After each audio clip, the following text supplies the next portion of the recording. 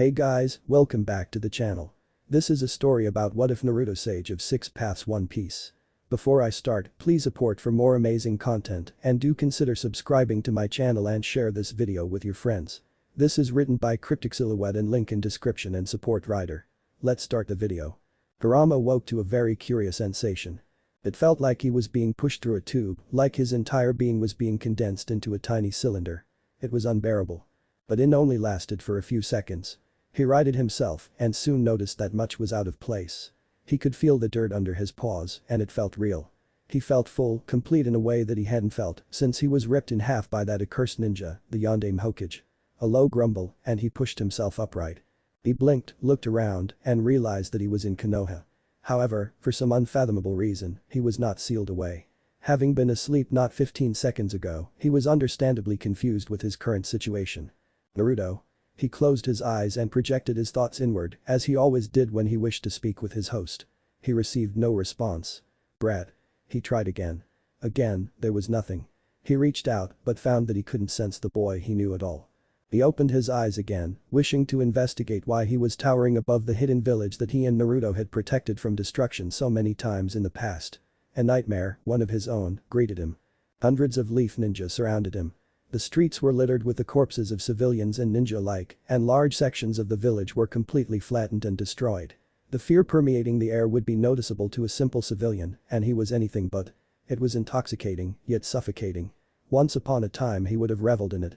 But he'd changed, he'd spent years trapped in a happy-go-lucky host that had been determined to make him understand anything other than hate and had succeeded. The feeling around him, the putrid vile feeling of human hate, anger, and most of all, fear, was nearly enough to make him, the almighty nine-tailed fox, sick. He quickly turned his attention away from the contingent of ninjas surrounding him as he felt an all too familiar presence far outside of the village. A vile presence. In a single unexpected leap, he traveled across the entire village, leaving behind hundreds of injured civilians and ninja, and the only other one that had managed to stand against him that night, the third Hokage. His second jump took him a great distance outside of the village. Satisfaction flowed through him as he landed in the middle of the battle that he'd sensed, forcing the two men apart on two different edges of the clearing. Nine Tails, the blonde man said nervously. Though he had just severed the mystery ninja's control of the Bijuu, it was still the strongest of the beasts, capable of causing tsunamis and destroying mountains with just a sweep of one of its tails when enraged. He narrowed his eyes, raised his signature kunai, and fell into a combat-ready position. His opponent wore a different expression, one of unadulterated glee. Not that his expression was visible, hidden as it was behind an orange spiraled mask that covered all but his right eye. Nine Tails. He exclaimed, re-energized now that his puppet was available to help him defeat the seemingly indomitable young Hokage. The fourth Hokage, Minato Namikaze, spoke up. With that seal, the Bijuu no longer belongs to you. In their last split-second bout, Minato managed to place a contract seal on the masked man. He would have done more, but the Nine Tails had appeared and broken up their clash. I must hand it to you, Lord Fourth. You wounded me and even managed to sever my control over the Nine Tails. The masked man paused for a moment to collect himself. While he felt confident in his abilities, the contract seal and subsequent loss of the most powerful Bijuu was a terrible surprise, and the fourth Hokage's Flying Thunder God technique was not something that he could fight in his present state. The Rasengan that the Hokage had drilled into his shoulder had completely destroyed his entire artificial left arm and he'd been marked by his opponent's signature attack. He knew when to retreat. However, I am going to take over the world. The Nine Tails will become my plaything again. Kurama looked down at the exchange happening before him. He'd remembered being momentarily freed from the Uchiha's control all those years ago, but had forgotten in the wake of being sealed away again. This explained what had happened. Naruto's father had severed the Obito's control over him during their fight. That knowledge made his next decision much more satisfying. Kurama had been back in Konoha for barely a minute, but he had already blown through every possible scenario in his mind. Was he in a dream? Possible, if it weren't for the sheer level of detail, the complete accuracy of everything and everyone around him. Could it be a Jinjutsu, another Uchiha technique that he had yet to deal with?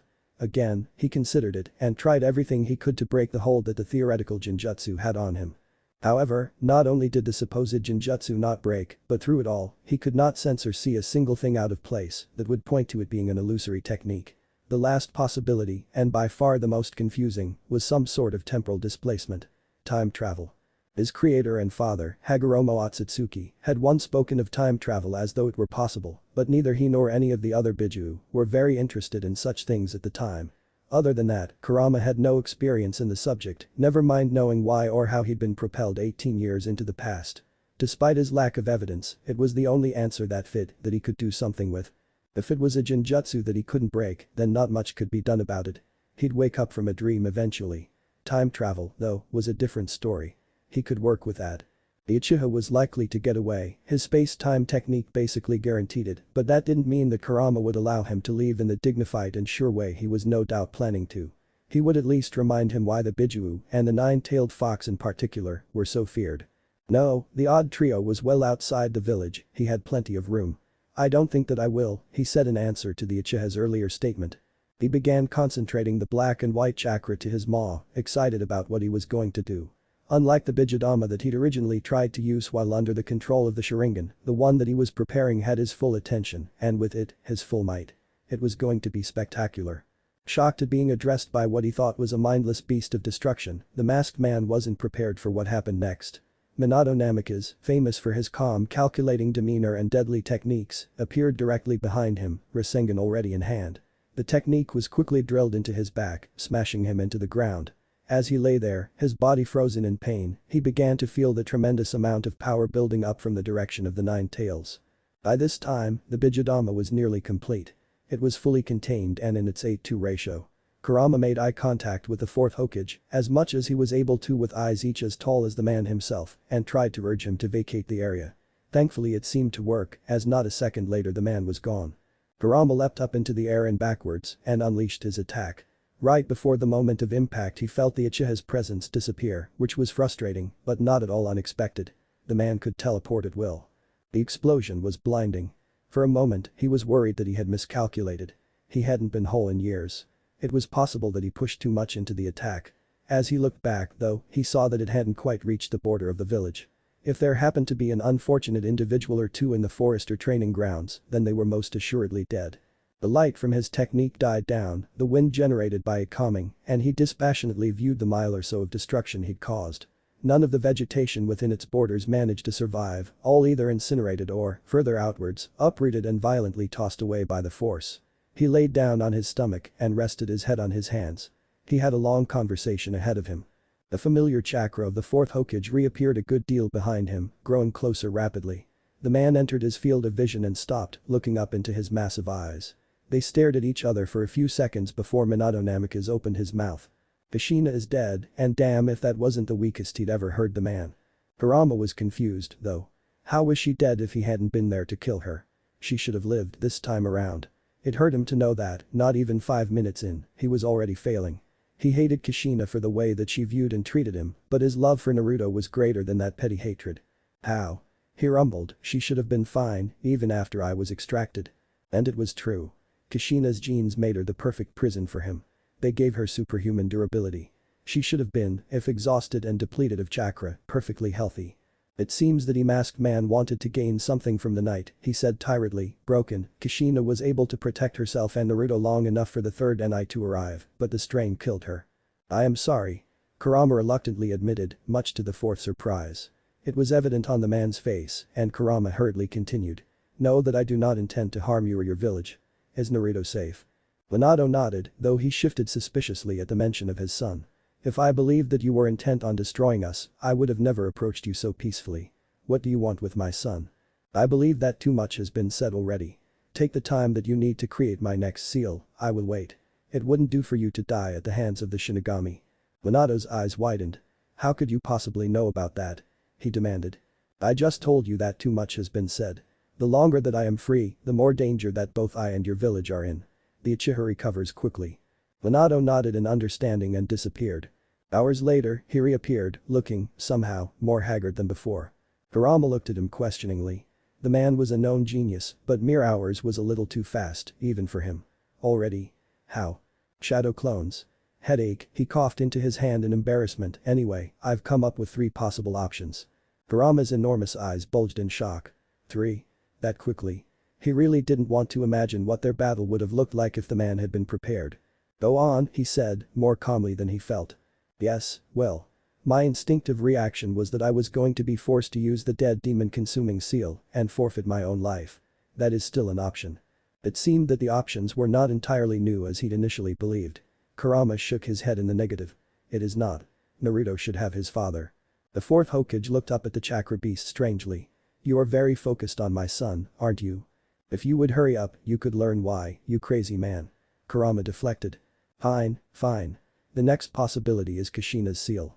No. Kurama barked, his voice shaking the ground. Minato jumped backwards and landed in a defensive position. Not that seal. It is not pleasant. And, Kurama reasoned, Naruto wouldn't be capable of using my chakra. Minato shook his head. It seemed that the Nine Tails knew everything he was thinking. The final is what I believe to be the most ideal, but the possibility it being used hinged on our conversation. I believe that you can be trusted.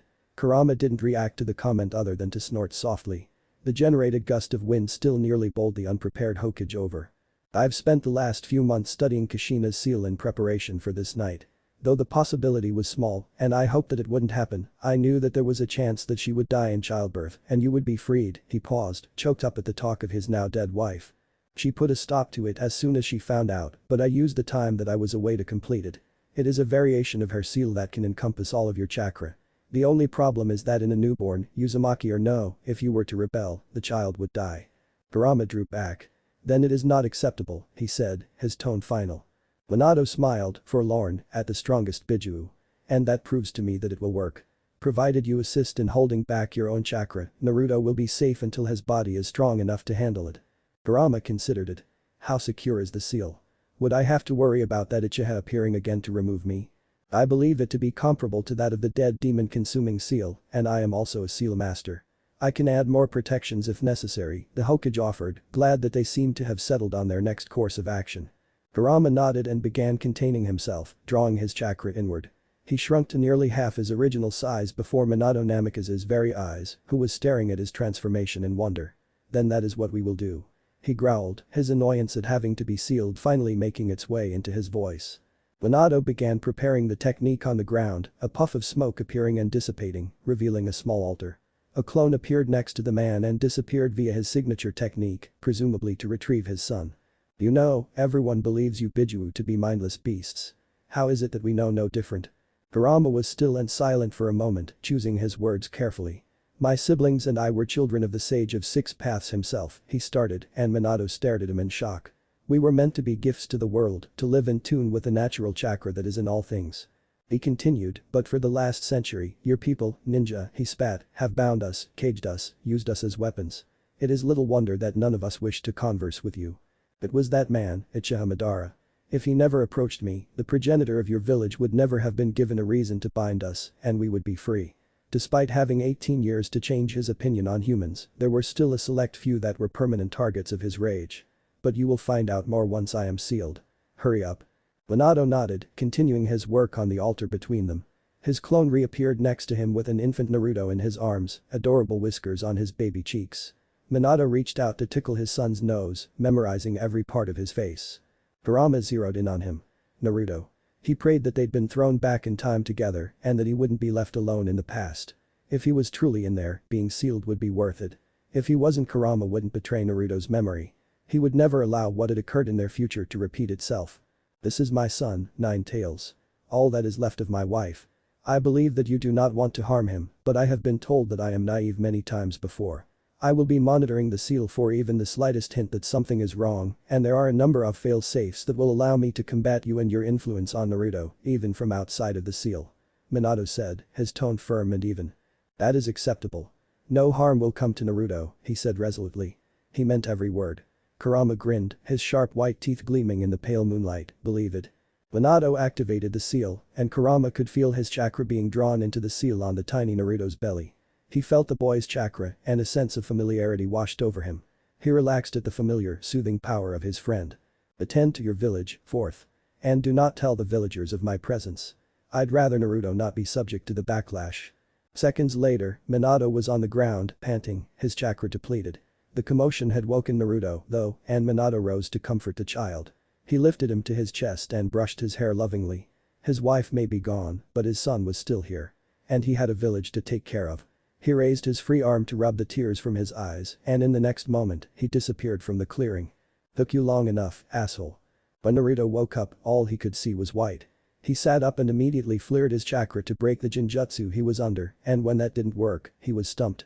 So, he called out for his partner, Kurama, the nine-tailed Biju. "Oi, Fox. You there?"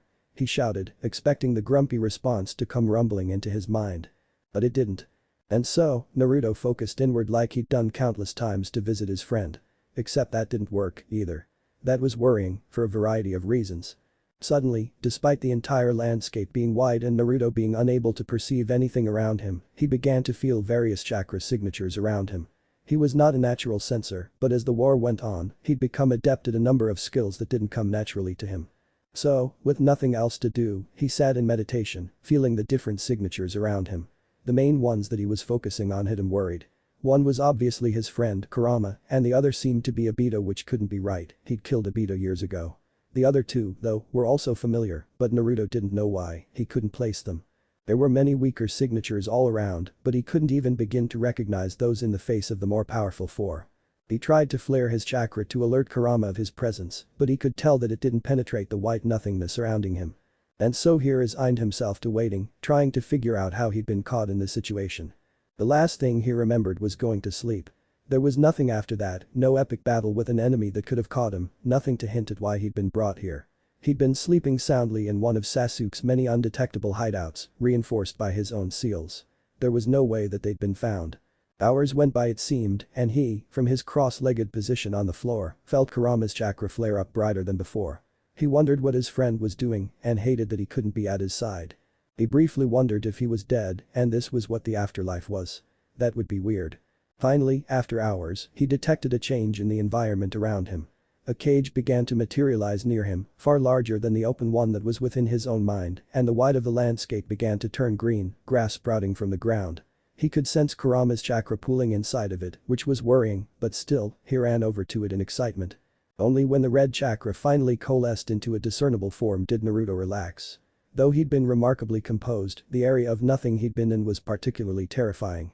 It was good to have his friend back, no matter where they were. "Took you long enough, asshole," he said plainly from his place outside of the cage. "Naruto," the Biju exclaimed. "You're here." He seemed surprisingly relieved. It wasn't like him to be so emotional.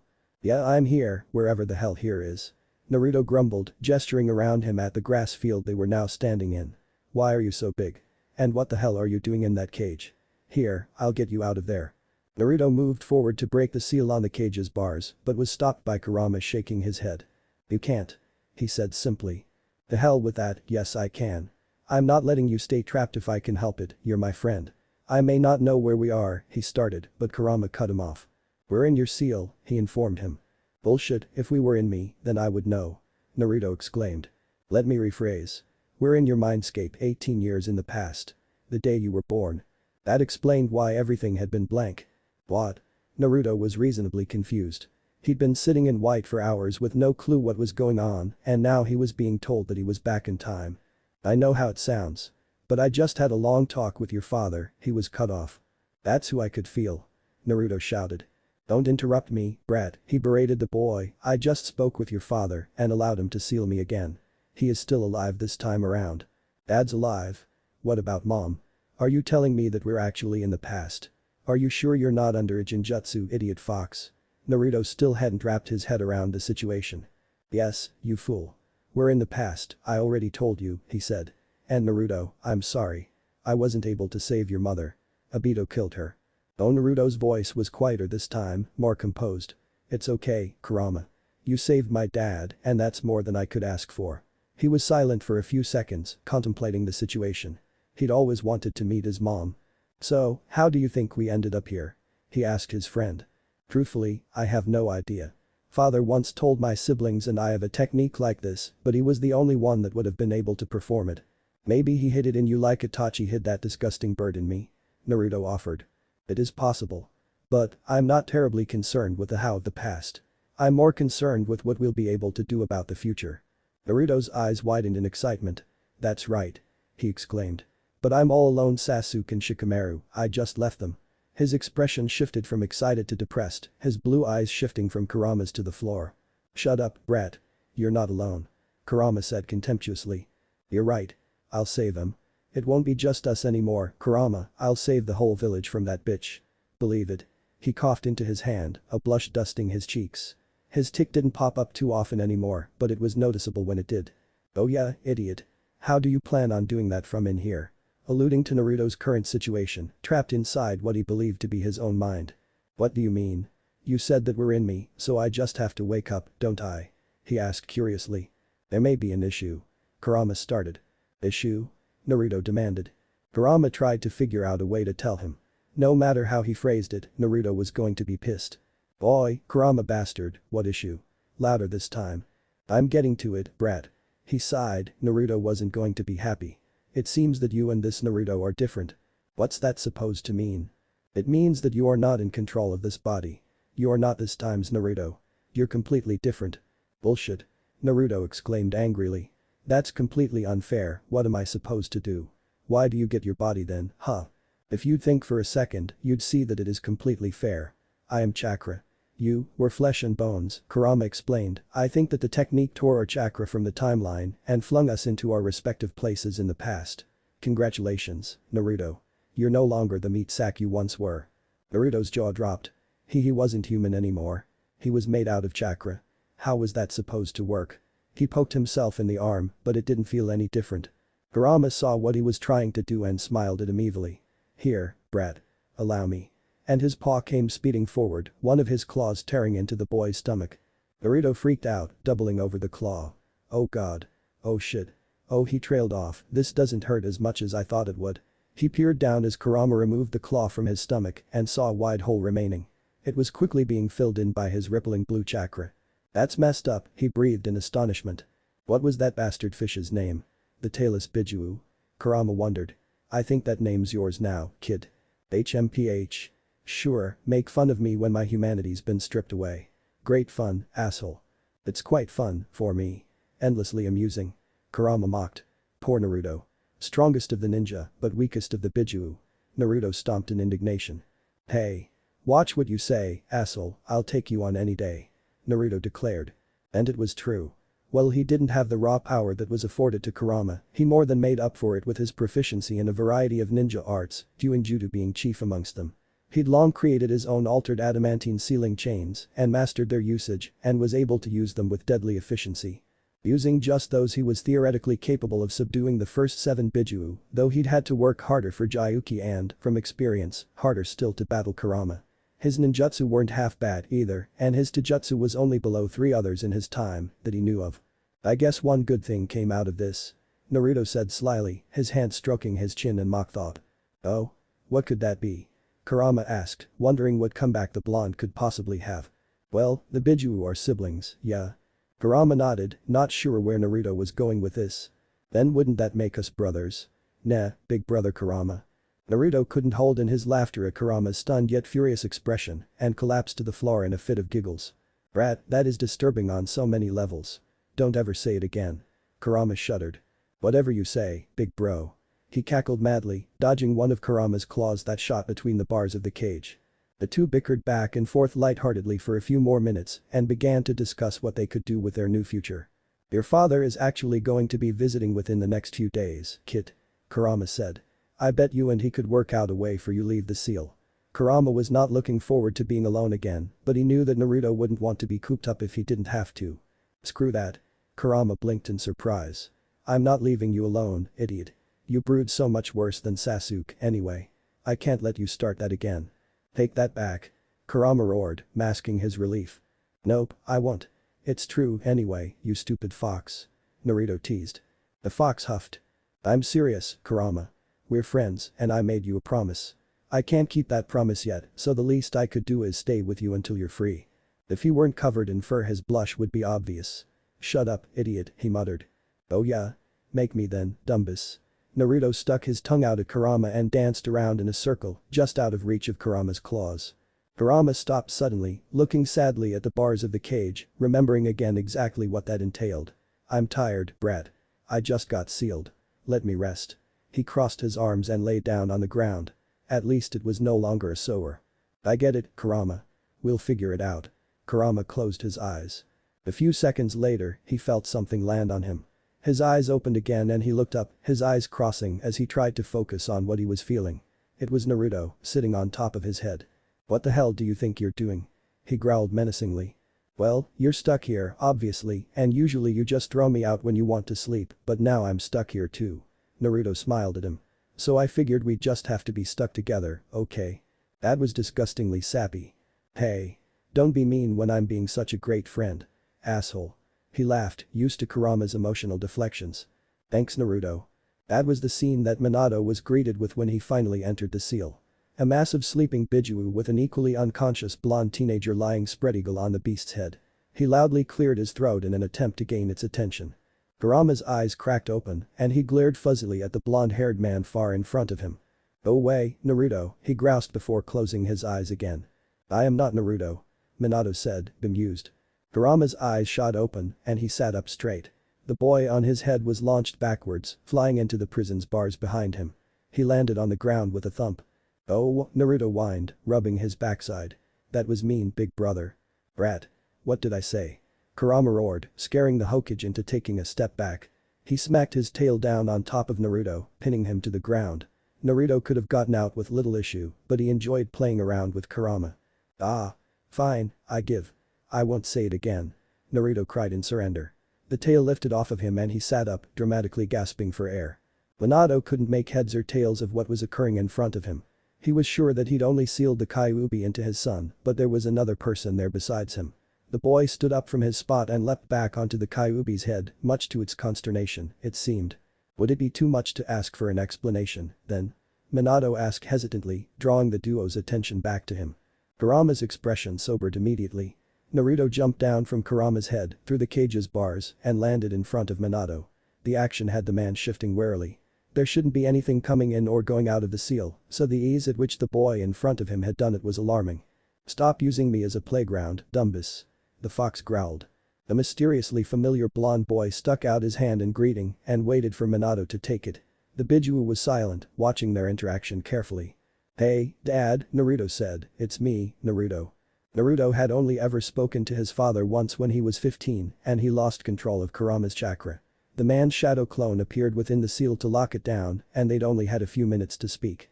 His father was summoned from death in the first phase of the war, but none of the puppets were able to access their original personalities. Minato took in his identity with only a little bit of visible surprise and clasped his hand firmly. Hey, Naruto, he said, his voice thick with emotion. He'd seen the boy's whisker marks and jumped to that conclusion, but it didn't make enough sense for him to believe it until Naruto said the words himself. Am I to assume this is part of the secret, Kyuubi? Kurama grunted in affirmation. I'll let Naruto explain. I don't want to talk to you, he said grumpily, his booming voice somehow managing to sound petulant. Naruto rolled his eyes. Ignore him, you interrupted his beauty sleep, he said. I heard that. Kurama shouted from behind. I thought you didn't want to be a part of this conversation, you bum. Naruto turned and yelled back, pointing at the Biju accusingly. Naruto, Minato called out, desperately wanting to know how his son could be a grown man. He had suspicions, but nothing feasible. How are you like this? Old. Naruto turned back and laughed, rubbing the back of his head. It was a permanent tell that he was nervous. His father glared at him. Watch it, kid, he said playfully, you're younger than me, and I'm definitely not old yet, he grew serious again. But yes, that's what I meant. This shouldn't be possible.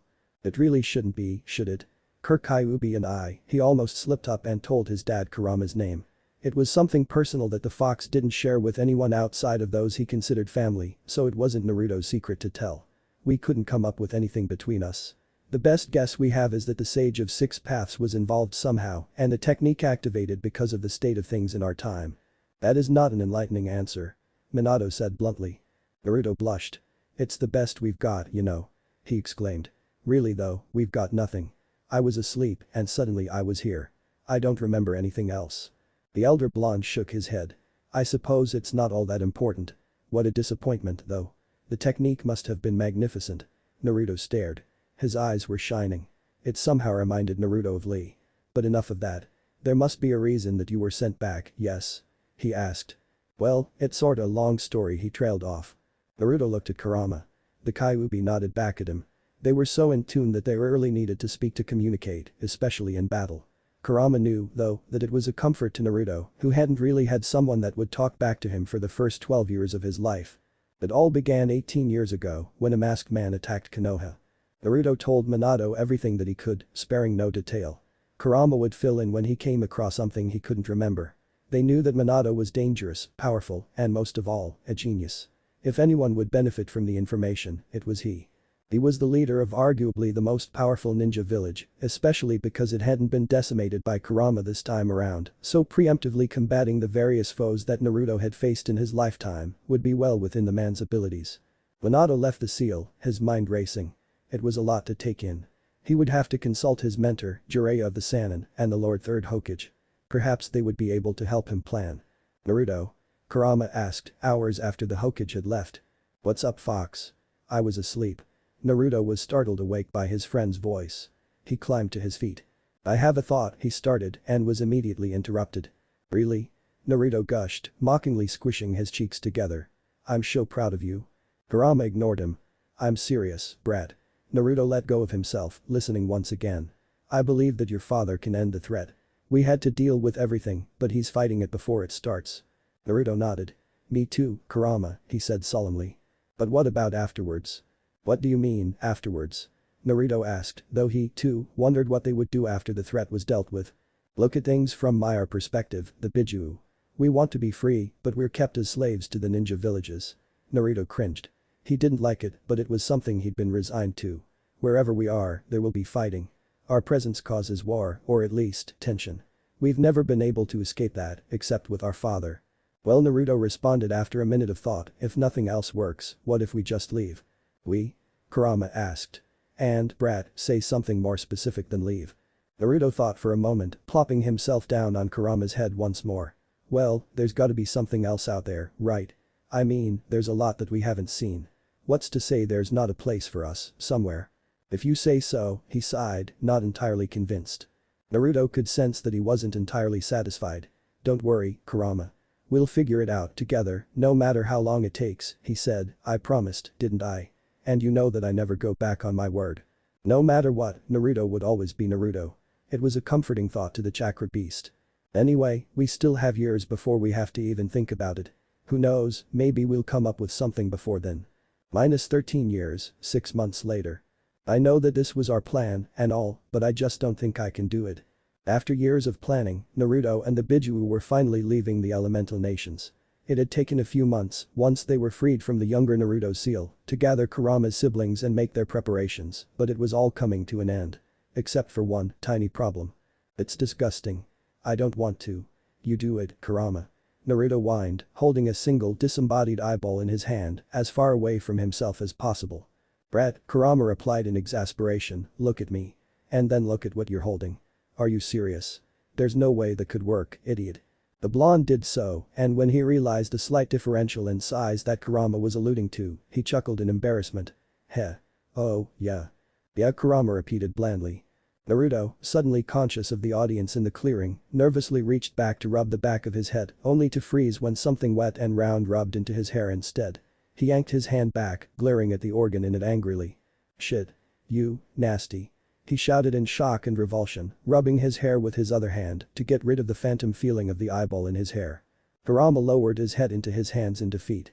"He's such an idiot," he moaned. The clearing they were in was massive, and besides Kurama, there were 7 other chakra beasts present. The 2 through 8-tailed Biju were sitting in a wide circle around Naruto, all contained within a circle, a seal, that had been carved on the ground.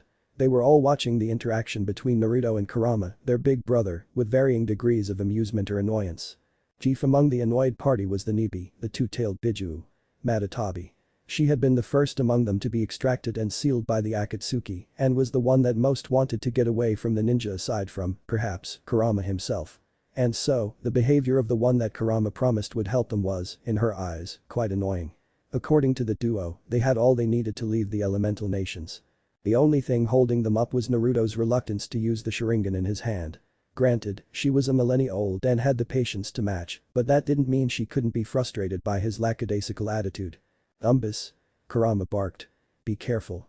We only have one of those." Yeah, you old vixen." Naruto waved him off and began walking around the clearing intently, studying the seals beneath his feet. Kurama was already thinking of a possible comeback before Naruto addressed him, but when he heard what was said, his jaw dropped. He was speechless. That was a new one, and all of his siblings had heard it.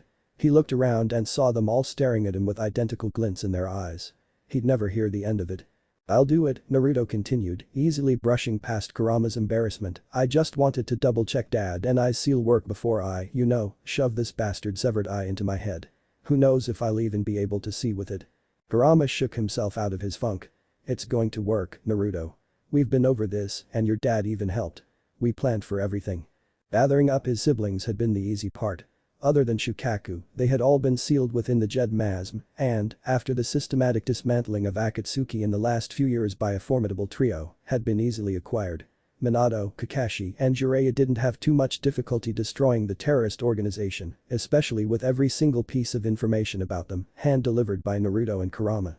Minato knew of his out-of-time son's plan for the Bijuu, and though he was sad that Naruto wouldn't be staying, wholeheartedly agreed in his mission. He'd helped Naruto, over the last few months, create and design the seals they were now standing on. He'd also acquired, though it had broken his heart to learn the truth, his former student's eye for Naruto to use, along with a few other items, and kept it sealed until it was needed. The seal, in truth while impressive, had only a few, very basic purposes. It assisted the individual in the middle in gathering nature chakra, allowed him to store it for extended periods of time, and amplified its effects when used from within.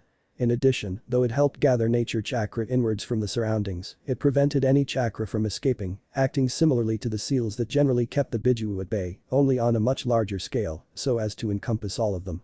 It was only possible because the Bijuu weren't truly being sealed into anything, their chakra was just being prevented from escaping while the seal was active.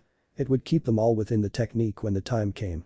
The gathering and retention of nature chakra was to assist Naruto in the technique he was planning to use. Using the massive chakra of the Bijuu combined with the weeks of stored nature chakra, the Kamui would theoretically be capable of more than Obito had used it for. What amounted to the full might of the Juubi would be pushed into a single technique. Doing so would leave the entire group exhausted and vulnerable for however long it took for their chakra to replenish. The technique that was, in Naruto's experience, limited solely to a single separate dimension, would be massively boosted in power, allowing them, contained as a group within the seal, to break through into other unseen dimensions. The natural chakra would act as a guide. Despite Minato poring over hundreds of possible scenarios, there was no way for the group to know if the technique would even work. But, if it did, then the natural chakra could, hopefully, pull them in the direction of a dimension that also contained natural chakra, and therefore life. No matter how much the Bijuu wanted to get away from the ninja world, even they weren't content to sit in an endless, lifeless grey husk of a dimension for eternity. Dealing with so many theoreticals was terrifying. Not just for Naruto, who the entire operation rested on, but for the Bijuu as well. They'd rarely dealt with unknowns, and the few times that they did, it ended poorly for them. Case in point, being sealed into Jinchuriki. The only reason that they were even reluctantly willing to go along with the insane idea was the trust that Kurama, usually the least cooperative of them, had in Naruto. Naruto finished his lap around the seals, his dozenth check of the day complete.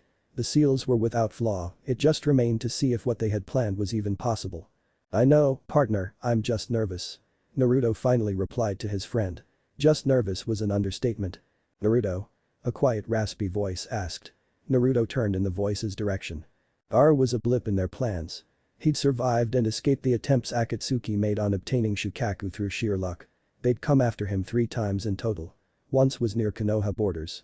A patrol had caught wind of the battle and rushed in to assist their allies. The second, the Sasori Deidara duo had been pushed back single-handedly by Rasa, the Kazukiage and Gaara's father. The last, Minato had made a surprise visit to Suna and interrupted the attempt, killing the 2S-rank missing nin in the process. Before they could attempt to capture him again, their organization was destroyed. He was not in Uzumaki and had no unnatural physicality that would help him survive the extraction. Naruto had fond memories of Gaara and his previous time, they'd been great friends until the Ritide's death, some point after the alliance had been scattered. When he visited Suna to speak with the boy, he'd been surprised when the 13-year-old requested to accompany him, despite knowing only the basics of his plan. Yeah, Gaara. He responded kindly. I have to stay here, right? Should I help with my chakra? He questioned. He was standing in the one part of the circle that was not lined with seals. Instead, the ground where he was standing was noticeably empty in comparison to the rest, only a few solid lines splitting the area beneath his feet. Naruto shook his head rapidly. That's the last thing you need to do. He fervently denied. Actually, he continued calmer, you should try to suppress your chakra as much as possible. You'll be fine, but all of us, he gestured at himself and the Bijuu, are gonna be out for a while. You'll have to watch over us. Think you can handle it? Gaara stared at him unblinkingly. Naruto fidgeted at the unrelenting eye contact. Finally, as if remembering that he had to show Naruto that he understood, Gaara nodded a single time and went back to staring at all of the Biju around him. Gaara was the only one among them actually made of flesh and blood. Had he been a normal human, he wouldn't have been capable of accompanying them, but he still had Shukaku sealed inside of his stomach. The presence of the Biju within him greatly increased the density of his own chakra, allowing him to take part in the technique, if in a different capacity than the others. Naruto approached the center of the seal and began preparing himself. He was no longer made of flesh and as such had a much dulled response to pain, but there was something particularly gruesome about shoving someone else's eye into your own head, no matter how painful or not it might be. "Is everyone ready?" he asked, his voice clear and steady, in spite of the fear he was feeling. He received a variety of response, but they were all positive. He smiled. This was it. He reached up to his face, his hand cupped to scoop his right eye out. He really was pure chakra, so the way he looked at it, he no longer had any real body parts. His chakra simulated it all from its memory of being human, but it wasn't technically the same. It would be tricky. As soon as his eye was removed, he would have to concentrate his chakra to the socket to control it, to prevent it from simply reforming, so that he could slowly insert the Sharingan and allow it to amalgamate with his own chakra. It would be a chore to have to constantly focus on it in the coming months, provided that the eye even survived its first use, so as not to completely burn it out of his own head. That secret technique was the only way their plan could work though, it was necessary. "Here goes," he muttered to himself. He shook with revulsion as he felt his fingertips digging into the back of his eye socket. He closed his left eye so that he wouldn't see what was about to occur. He tightened his grip on his eyeball and pulled the cord, the optic nerve, stretching taut and then snapping. It was a truly abominable sensation. The eye that he'd pulled out then disintegrated into blue chakra within his grasp. Despite the tight leash that he had on his chakra, he could feel the telltale tingle of the nerve beginning to regenerate, and he quickly brought the Sharingan up to its newly vacated receptacle. With his eyelids spread as wide as they could be, he placed the Sharingan, which had, through a small application of his own chakra, attached itself to his broken optic nerve, into the socket. He pushed the organ in all the way with a pop and his shoulders relaxed in relief. A bright flash of white appeared in his vision, and he spent a few moments rolling both of his eyes around in his head, synchronizing them, getting used to the feeling of the foreign body part inside of him. The reason that he was undergoing this minor surgical procedure moments before their departure time was, though he was dubious, recommended to him by Minato, who had consulted Kakashi, discreetly, on his own Sharingan. He wouldn't be as used to the eye as he would have been if he'd immediately implanted it, and that was what they were, somewhat, counting on. The Kamui was not meant to bring its user to more than a select few dimensions. However, with a little control that he would have over the technique coupled with a massive amount of power, he'd hopefully be able to circumvent that particular hurdle. It really was worrying that this entire process relied so much on purposefully faulty techniques and chance. Then again, it seemed like that was what half his life had been centered around thus far, so it couldn't be too terrible. The knowledge of the eye's abilities, like Sasuke had once told him and as Kakashi had confirmed to Minato, quickly began trickling into his mind. Naruto sat down in the middle of the circle, cross-legged, and closed his eyes. The Biju followed his example. Gaara, as he'd been instructed to do, remained standing. While Naruto began gathering more natural chakra to enter Sage mode, the Biju began to furiously channel their own power into the seal beneath them. The ground shook. The seal began glowing different shades, the colors of each Biju's chakra seeming to battle for dominance as they flowed to the center of the seal, to Naruto. Naruto, having attained the proper state, opened his eyes. His right eye, recently transplanted, spun, the three-triangle design twirling ominously. His left eye was also noticeably different from its usual appearance. The iris was a deep gold rather than gleaming sapphire, and his pupil had mutated into a horizontal bar, unmistakable signs of the secret technique. He planted his hands flat on the ground on either side of him. The shaking grew in intensity. A miniature earthquake was encompassing the clearing, the earth being destroyed not by a technique, but simply by the amount of chakra being generated in one spot. Still, the seal held firm. Within seconds, the color of the seal balanced out, becoming solid white. The light being generated from the lines distorted the image of all within until it was impossible for any to discern what was occurring. When he finally sensed that enough chakra had been gathered, Naruto began channeling a small amount of power to his new Sharingan eye, preparing to activate the technique. "Kamui," he intoned. It wasn't necessary for him to say the name of the technique out loud, but it would help the others prepare for the disorienting sensation that was sure to follow. The swirl, the distortion of space, encompassed the seal and all of its occupants. From its appearance, it should have been an incredibly painful experience. However, there really wasn't any feeling other than nausea involved, despite being torn from one plane of existence and thrown into another. The light of the chakra generated a beam that traveled directly upwards, hundreds of feet. Soon it, along with the 9 individuals that had been at its center, disappeared from the elemental nations. The light was a beacon for any individual curious and brave enough to investigate, should they be in the vicinity. One such person was. He was the one that helped to design the technique, after all. As he approached a clearing, he could still sense the residual, massive power that had been there seconds previously. Smoke was rising from an empty perfect circle of burnt-out earth, the only remaining evidence of the technique that had been performed. Just outside the circle, there was a book lying on the ground. He approached it and studied the cover. It simply read. "Do. Dad. From, Naruto." And had a poorly drawn peace sign drawn underneath the writing. The man smiled, glad that, though his son hadn't properly said goodbye, hadn't entirely forgotten about him. In his mind's eye, Naruto could see that the first part of the technique had worked. Their odd assortment of individuals was grouped up in the darkness, though most of them were insensate. Gaara was looking around curiously, desperately, for a sign of anything.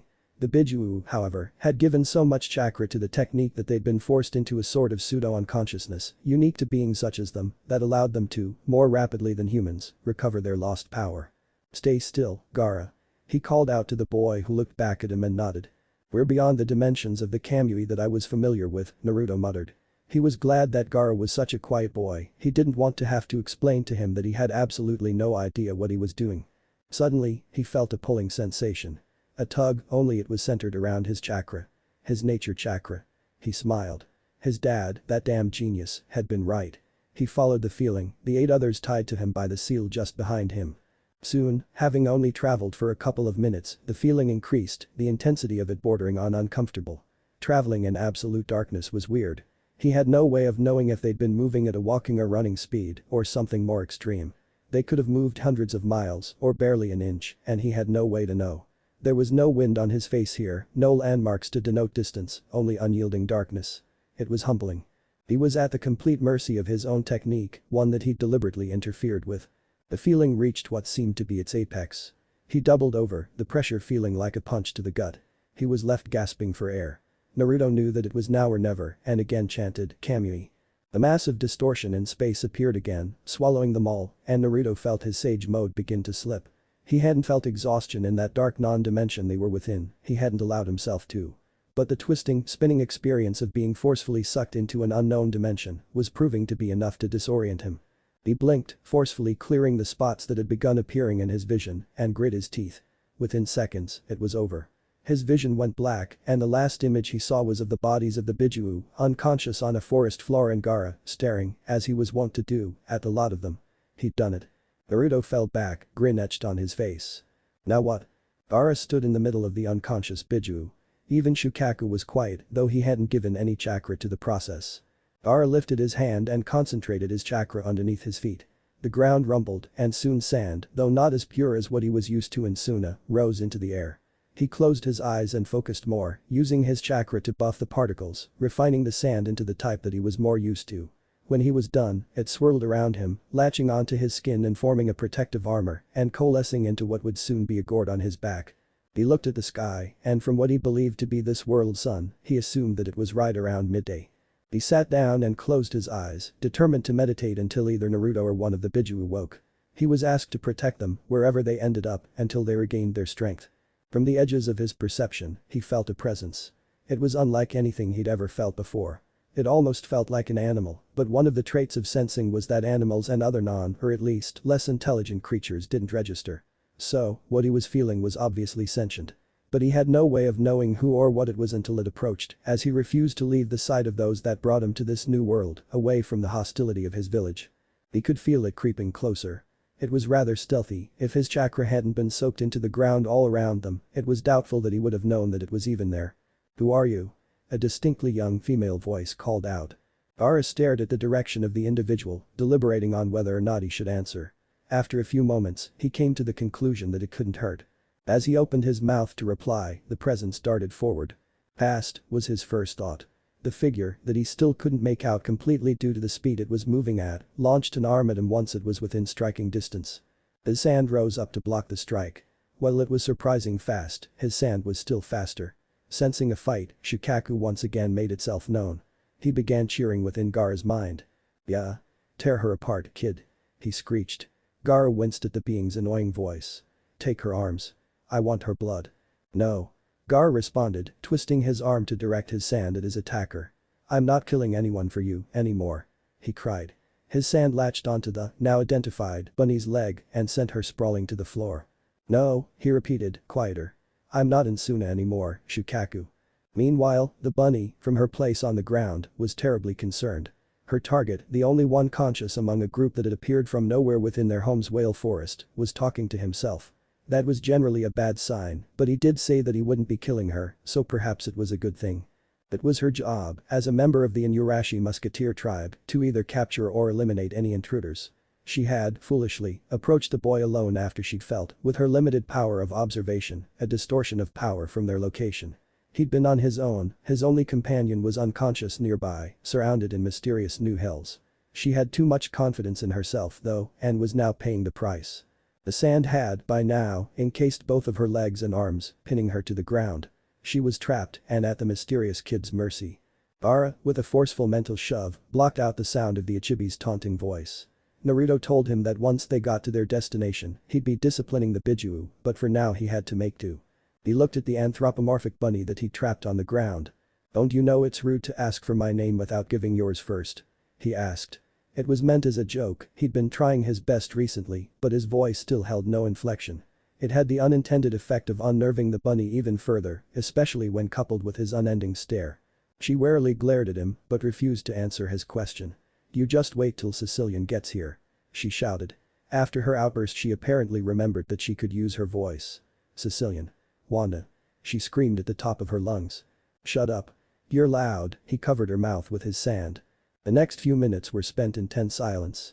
Gaara and the bunny were having what felt like a staring contest, but it was interrupted by a loud groan from the direction of the Redeed's unconscious companions.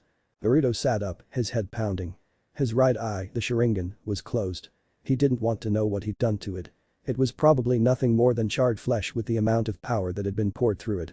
He looked around, taking note of the unconscious Bijuu around him, before his eyes fell upon a peculiar scene.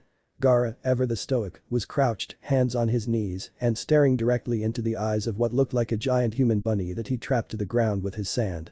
Maybe he was hallucinating. He closed his other eyes as the pounding returned full force. He fell back again, groaning, and felt the Redeed stare on him now that he was aware he'd regained consciousness. Gaara. He called out from his position on the floor. Yes, Naruto, the quiet boy responded, his tone perfectly polite. Where the hell did you get a giant rabbit? He asked and heard muffled noises, presumably of indignation, hidden behind Gaara's makeshift sand gag. This one attacked us minutes after our arrival. I assumed that you wouldn't want her dead, he said simply, as if capturing attacking bunnies was just a normal something that one does. Can it talk? Naruto asked wearily. Minutes in and they were already being attacked. Not a good sign. She tried to call for help. So I covered her mouth.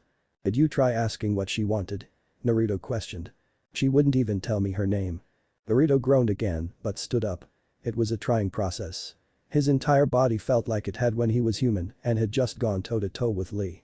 He made his way over to the two and took note of the being, girl, Gaara said she, that the young Jinchuriki had captured. Can I talk to her? He asked Gaara before turning to the girl. Will you talk to me? She glared at him and he sighed. It seemed he was making a habit of that. I just want to ask a few questions. You don't have to answer if you don't want. He explained calmly, hoping to appease her with such a light request. He motioned to Gaara to uncover her mouth and the boy did so. Where are we? Was the first thing, naturally, he asked. The bunny looked confused at his question. Is that a joke? She asked. She hadn't meant to reply, but it was just such a ridiculous question. Her words spilled out. It was impossible for him to not know where they were, with how hard it was to get there.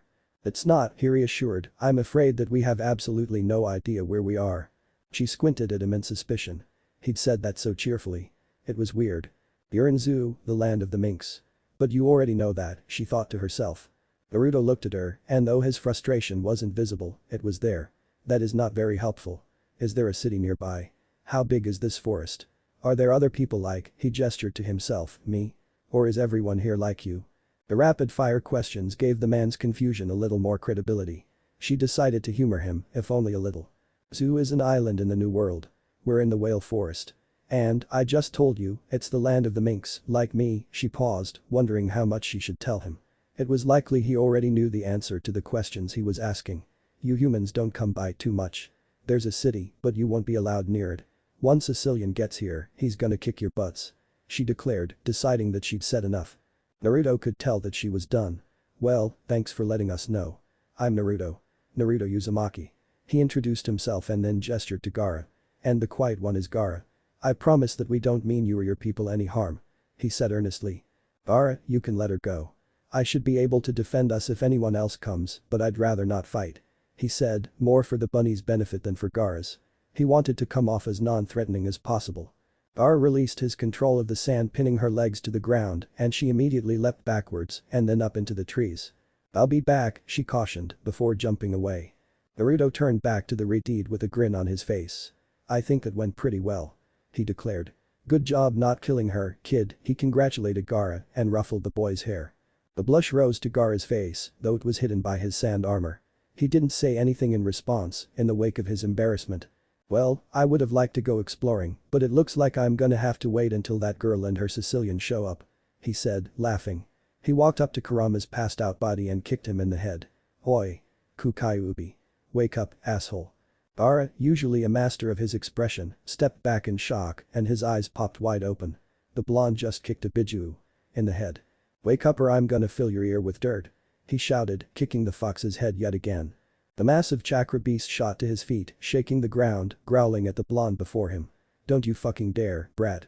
You know how much work it is to get that out." The Biju looked smaller than he did before they left, but Gaara could tell that he was larger than he'd been when they first arrived. It seemed that the Biju had regained enough of their chakra but were still just asleep, recovering as fast as they could. Suddenly, the fox froze, falling into a position low to the ground. It seemed like he was listening to the dirt, but the next second, he asked, "Naruto, can you feel that?" "Feel what?" Naruto had no idea what Kurama was going on about. Gaara was just as confused. "I'll be back. I have to check something." And with that, he bounded away. His strides were enormous and he was out of sight within seconds. "Wonder what's got him so spooked?" Naruto asked to no one in particular. "The Kyuubi was spooked?" Gaara asked, disbelieving. Naruto nodded his head. "He doesn't get that way often, but when he does, it's for good reason. We'll know when he gets back. Rest up a bit, Gaara, and let me take a look at your seal." Gaara nodded and looked at Naruto hopefully. Maybe he would finally talk sense into the Ichibi. Gaara didn't want to hate him, he didn't want to hate anyone anymore, but the Biju made it really difficult sometimes. Nearly an hour later, Naruto picked himself up from his hunched-over position above a shirtless, sleeping Gaara. The seal containing the Ichibi looked more solid than it had before, and Naruto put his hand on it in order to channel his chakra through it. The seal glowed blue and then faded to black. Gaara continued to sleep. "You can come out, you know," Naruto said, his voice blank. "I know you've been watching me for a few minutes, now." The man no, a mink stepped out of the undergrowth surrounding the Bijuu's basicamp, striding forward to stand a few feet in front of Naruto. "I guess you're Sicilian?" Naruto asked rhetorically. He could see the bunny further back, hidden in the shadows of the trees. "What is your business here?" He ignored the blonde's question. Usually he would attack first and ask later, but the redeed had easily taken out his subordinate with what was clearly a devil fruit ability. He would be wise to proceed with caution, especially as the girl had reported that the boy that captured her deferred to the man now in front of him. "Haven't really gotten that far yet," the blonde chuckled and rubbed the back of his head. He was clearly too at ease in the tense situation. "We sorta just got here, you know. Then your friend back there," he pointed directly at the bunny, who jumped at being found out, "attacked us for no reason. What's the big idea?" "She attacked you," Sicilian started slowly. "It was clear the blonde was simple, because we are the sworn defenders of this land. And you are trespassing. She could have said that before trying to brain my friend here, don't you think?" He gestured to Gaara's sleeping form. "How were we supposed to know not to come here?" Naruto deflected. "It says so on the entrance gate," Sicilian growled. He wanted to attack the blonde, but he couldn't get a read on him. It was clear that he wasn't the average human. The ground started shaking. Sicilian looked around, bewildered. Naruto, on the other hand, sighed. You'd think he could at least try to be stealthy. "What a useless fox," he said to himself. "Naruto?" A booming voice called out, echoing across the expanse of the forest. Naruto looked at Sicilian helplessly. "Excuse me for just a moment." He turned around and leapt into the air. Sicilian, somewhat surprised at the massive leap, followed his trajectory and felt his jaw drop open at the sight. A fox, so massive that it positively towered over the trees, was bounding towards them. He was absolutely positive that he'd never seen a fox that size in their lands before and was shocked further when it opened its mouth and called out the blonde's name once more. Naruto. What, you stupid bastard fox? The man shouted irritably from his place in the air. He looked to be hovering, or at least falling slower than he should have been. His voice, while not nearly as loud as the fox's, still reached Sicilian's ears without much difficulty as a result of his enhanced senses. I was talking with someone. And now look, everybody in the entire country knows where we are. You're too damn big. The blonde fell out of the sky and delivered a heel drop to Fox's snout. Sicilian wasn't expecting much, but when the fox's approach was completely halted and it shot to the ground to land in a heap, he was glad that he'd made the decision to withhold his attack. He quickly chased towards the commotion, leaving the unconscious red-headed boy behind for his subordinate to deal with. Sicilian approached the downed fox as the blonde fell from the sky to land in front of it. To his surprise, the massive fox looked unhurt, like the powerful kick somehow had no effect on it. Naruto. He heard it exclaim, the depth of its voice making it sound like a constant growl. So that was his name. Carrot tried to tell him, but he wasn't really listening. I've never seen anything like it. What do you mean? When I woke up, I was overwhelmed by the feeling of nature chakra. It's everywhere, Naruto nodded. He'd sensed it too. But then, I realized that it was in the ground, too. The ground is alive. Sicilian didn't know why they were so surprised by this. He didn't know what nature chakra was, but it was impossible to get to Zoo unless you scaled Zanisha. It simply wasn't done. They had to know the true nature of the island. That's weird, but not weird enough for you to freak like this. What's going on? Naruto, we're not on land. Did you hit your head or something? He stomped his feet. Look, of course we're on land. Naruto, we're on the back of a giant animal. Naruto, shut up. I went all the way to the edge. At first I thought we were on an island. He stayed silent. This thing we're on, it's walking through the water. Naruto, we're at least 7 kilometers above an ocean right now. Even as he said it, Kurama could scarcely believe it. Sicilian approached them. Either they were the world's best actors or they really didn't know where they were. He addressed the stunned teenager. He's telling the truth, you know. This is our home. Naruto shook his head in disbelief. That's not possible. That doesn't make any sense. How is it even alive? What does it eat? There's no way. Zanisha has carried the Mink tribe on its back for 1,000 years, Sicilian said. He hosts our people on the moving island of Zoo. Boy, brat, the fox rumbled. Naruto was taken out of his thoughts and looked up. Who's the cat? Kurama's massive red eyes were trained on Sicilian. Oh. Forgetting about the fact that defied all logic, he focused back on the situation at hand. Kyuubi, Naruto began, using Kurama's title, this is Sicilian. Sicilian, Kyuubi. Sicilian's been teaching me about the place, too. Naruto said brightly. Just then, presumably another mink, a dog this time, landed beside Sicilian. Sicilian. What's this? The new arrival asked gruffly. Sicilian quickly turned and bowed to the individual, a clear sign of deference. Sir, he began, Carrot first found the intruders about an hour ago. She was easily defeated when she initiated contact, but the intruders released her, and she found me. The dog nodded. She led me to them, and I encountered the blonde one, Naruto is his name, though all he did was ask questions. Apparently, they do not know where they are. That is as far as I was able to get before this fox appeared. You did well in not attacking, Sicilian. I can tell that it would not have ended well. The dog took a few steps forward, seemingly intent on addressing Naruto and the giant fox. I am known as Duken Urashi, he introduced himself, my counterpart, Master Nekomamushi, and I are the 2 rulers of Zoo. What is your purpose here? Naruto made eye contact with the fox before looking back towards Urashi. He shrugged. It couldn't hurt, really. They were already standing on top of one impossibility. We used one of my abilities to leave our country, Naruto explained.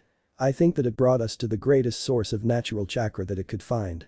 We didn't know where we were until you guys told us, though. And Urashi looked confused at his answer. Your technique? Do you mean a devil fruit ability? Kurama cut in. Yes, he said evenly, Naruto used a devil fruit ability to bring us here. Better to let them assume. I see. And what, or who, are you? He asked, directing his attention to the hulking beast before him. I'm a fox. Was all the information Kurama gave about himself. Naruto looked at him questioningly, but he was succinctly ignored. You may call me Kyuubi. He flourished his tails, spreading them out so that the 2 strangers could see where his title came from. Duken Urashi knew there was more to it, but he let it slide. They had the upper hand, after all, as he could tell that the multi-tailed fox alone was a powerful threat, not to mention the blonde man. It wouldn't do to make enemies they couldn't deal with within their own lands where they could help it. Naruto reinserted himself into the conversation. We're just looking for a place to recover and to learn about where we've ended up. And Urashi nodded. Though it wasn't ideal, it was acceptable. I can't let you into the village. It's against our laws. Besides, Kyuubi, you're far too large. Both intruders nodded their heads in acceptance. That was a good sign. But I can allow you to stay in the forest. Master Nekomamushi will be informed of your arrival and someone will be sent to answer your questions. Does that sound tolerable? He asked. The fox nodded while Naruto grinned. Sure thing, old man. We'll be where you found us and I'll let everyone know to stay away from the village. Thanks. He abruptly leapt onto the fox's head just between its eyes and the animal leapt away. Ukin Urashi, are you sure that this is wise? Sicilian asked. He'd been silent the entire conversation, leaving it all to his ruler to decide. I am not certain, Inurashi said quietly, ruminating on the whiskered teenager and massive fox. He was also curious what the boy had meant by everyone, but I do know one thing. That fox alone would have little difficulty besting me. I believe that we should stay on good terms with this group, at least until they give us a reason to attack. Sicilian nodded. Despite his years abroad, Inurashi was far more worldly than he. He would listen to the man's advice. What the hell do you mean, slaves? Naruto squawked in indignation. Why does the government let them? Naruto had been like this for the entire conversation. Granted, the things he reacted to were inexcusable, but slowed the discussion so much that even Gaara was getting annoyed if the twitch in his eye was anything to go on. The world government is at their beck and call, boy, Pedro said calmly, though Naruto could see the fire of rage in his eyes, too. The celestial dragons own the world. Pedro was the former captain of the Nox pirates. The reason that he'd been selected to fill in Naruto's group's knowledge gaps was because, out of the entire Mink population, besides Dukin Urashi and Master Nekomamushi, Pedro was the most well-traveled. And, though he was a pirate, he is still a man of great honor, and Dukin Urashi knew that he would give the most unbiased responses to all of their questions. Naruto, a deep voice rumbled warily, I don't like that look on your face. The boy looked at the Biju. You know I can't help it, Kurama, he said. I can't just ignore it. From what Sicilian has been saying, this place is a lot bigger than we're used to. What hope do you have? Kurama asked, hoping that Naruto would give it up. He knew it was futile, but he'd be damned if he didn't try. Naruto struck a comical pose, his frame illuminated by the light of their fire. He put one hand on his hip and pointed the other straight at Kurama. Now look at what you've done, Fox, he said loudly. Now I have to prove to you that I can. I'll change the world. Believe it. That's easier said than done. Believe me, I know. Pedro said. He was prepared to answer plenty of questions. He just hadn't expected the newcomers to be so ridiculously uninformed. They hadn't even known who the Pirate King, Gold D. Roger, was. Naruto looked back to where Pedro had been standing moments before. The man was gone. He looked up and saw the jaguar Mink crouched on a branch, halfway up a tree. What the hell are you doing up there, weirdo? He asked. I can still answer your questions, can I not? The ex-captain responded. Naruto shrugged.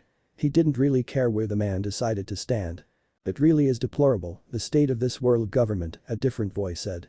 Of the 7 remaining Biju, only Asobu and Son Goku decided to join the conversation with Pedro. The rest of the Biju wanted to explore the elephant they were on, Zenisha, as much as they were allowed. They'd agreed to steer clear of the city in the center of the island and also the whale, the largest tree in the forest. Both areas were off limits for outsiders. And wasn't that a surprise for the jaguar? What Carrot, the bunny mink that made first contact, had initially reported to the Inurashi musketeer squad during the daytime was that the intruders could be found among several new hills in the middle of Whale Forest, not far from the Great Tree. Pedro hadn't expected those hills to begin moving around when he arrived and wind up being massive beasts, the supposed siblings of the giant fox they'd been briefed on. He supposed that they were the others that Naruto had mentioned, the ones that he'd been told to watch out for by Master Nekomamushi. Of the 2 Biju that stayed behind, Son Goku was the only one that had actively participating in the conversation. It stood to reason, based on what Naruto remembered of the turtle, that Asobu just wanted to listen and was likely too timid to speak up unless he was prompted to. It could even be worse than our homeland, if only because it is on a larger scale, Son Goku continued. Naruto looked up at him. When I was 15, I made a promise to my mentor and to myself. I promised that one day, with my own 2 hands, I'd help bring peace to the world. Pedro looked at the blonde in interest. That was a powerful, worthy promise. I can't condone slavery or a government that allows it. If I have to go against them and become a criminal to do what's right, I will. Naruto said, his tone deathly serious. I'm gonna honor my promise, no matter where I am. You're a good kid, Naruto. But you should take it slow, Son Goku told him. You have no knowledge of the threats outside of this land. I'm not about to start a one-man war against the entire world, Yonbi, Naruto informed him, don't forget, I am a ninja. Nin. As he said those words he squared his shoulders and formed Tora in front of his face. He held the pose for an uncomfortable length of time, his audience of 5 watching in amusement. "You're an idiot." Gaara, quiet thus far, said to him, but Naruto could tell he felt a little better. The present Biju nodded in agreement with Gaara. Naruto smiled and relaxed. Atrocities like slavery were few and far between in the elemental nations. He didn't want the revelation of such thing existing here to affect Gaara more than necessary. "What about you, Isobu?" Naruto asked the shy turtle. The Sanbi had already introduced himself to Pedro, so Naruto used his name freely. "What do you think?" The turtle blushed and half retreated into his shell. His voice sounded far more adolescent than the other Biju, lacking the rasp that accompanied their usual rumbles. "Well," he said, "I think that I'm going to ask if I can stay here with the Minks." Naruto blinked. "Why would you want to do something like that? Didn't you hear Pedro? The world is huge." "Naruto," the Sanbi said seriously, "he also said that they've lived here in peace for 1,000 years. That is what we've been looking for." Naruto considered the turtle's response for a moment and nodded. That really was exactly what many of the Biju wanted, to be able to walk among others without being pursued for their power. The Mikomo dukedom seemed to be full of wholesome, honorable, well-intentioned people, based on their experiences thus far, and it was situated on an untraceable, walking, massive island. It was perhaps the safest the Biju could be, if the leaders of the Minks allowed it. Pedro listened intently to the conversation that had picked up around him. "Additionally, I think that if people ever found out about us Biju, they'd start hunting us all over again." This time it was Son Goku that spoke. "Especially the world government. From what Pedro has told us, it appears that they do their best to monopolize power. We'd be perfect for them." Naruto nodded sadly. "I wish I'd brought you to a safer place," he said, his voice full of regret. He was excited by the world that he'd brought them to, but that was because he didn't have nearly the same worries as the Biju. They'd experienced hardships that had made them world-weary, the likes of which he couldn't yet begin to imagine.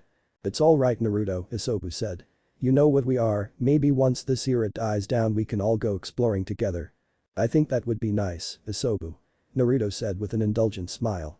It would be nice, Naruto only hoped they could remain undetected long enough to see it through. "Do you really plan to explore the world, Naruto?" asked Gaara. "I do," he said, nodding at the boy. Although he looked at Kurama, "I hope that I won't be going alone." The Biju huffed. Yeah, he said, rolling his eyes. "Of course I wouldn't get to relax in the perfect safety of a hidden society. Of course my idiotic hyperactive ex-jailer can't sit still for more than a few days." "Yeah?" He cheered, ignoring the sarcasm. "It'll be just like Jiraiya-sensei's 6th book." He received a scathing and disgusted look from his friend. "Except, you know," he said, backtracking, "you're a fox, and my name's not Yuki, and we can ignore chapters 2 through 11, too." Heh.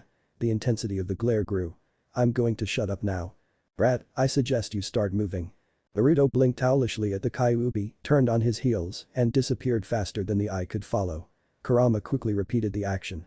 From his place in the trees, Pedro asked, "So, what is this Jiraiya's 6th book?" "Jiraiya of the Sannin is the author of the Ichi Ichi Make Out book series," Gaara said blandly. Pedro put 2 and 2 together. "Ah. You know I meant the adventure, Kurama." Naruto wailed as he ran away. "Calm down, Naruto. We need to talk." The Biju ordered once they'd gotten a sufficient distance away. He slowed to a stop. Naruto dug his feet into the ground. "What's up?" he asked. "You heard my brothers," he stated, "I think they're right." "What, you think we should stay here?" "There's no way I could do that," Naruto exclaimed. He'd been cooped up for the last 13 years and he definitely didn't have the patience of the Biju. "I'm not saying we have to stay, brat," the Kyuubi said, "you've already done so much for them. But I think that until you and I can scout out the place, they would be safest here." He was serious. Naruto smiled at him. "Looking out for your little siblings, nah, Kurama." The Biju spluttered. "It's okay, I understand," Naruto said a little more seriously. "I'm worried about Gaara, too. He might not be the most stable, but he's a competent ninja," Kurama said. "Why are you worried?" "I can't take him with me," Naruto replied. "We're going to be surrounded by ocean, and Gaara's one defense is sand. He'd be vulnerable." He shook his head. "I can't risk that.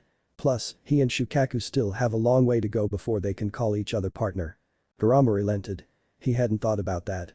When they made land, the kid would be fine. But in an open ocean battle, he'd be, at best, at a disadvantage. At worst he'd be a huge liability.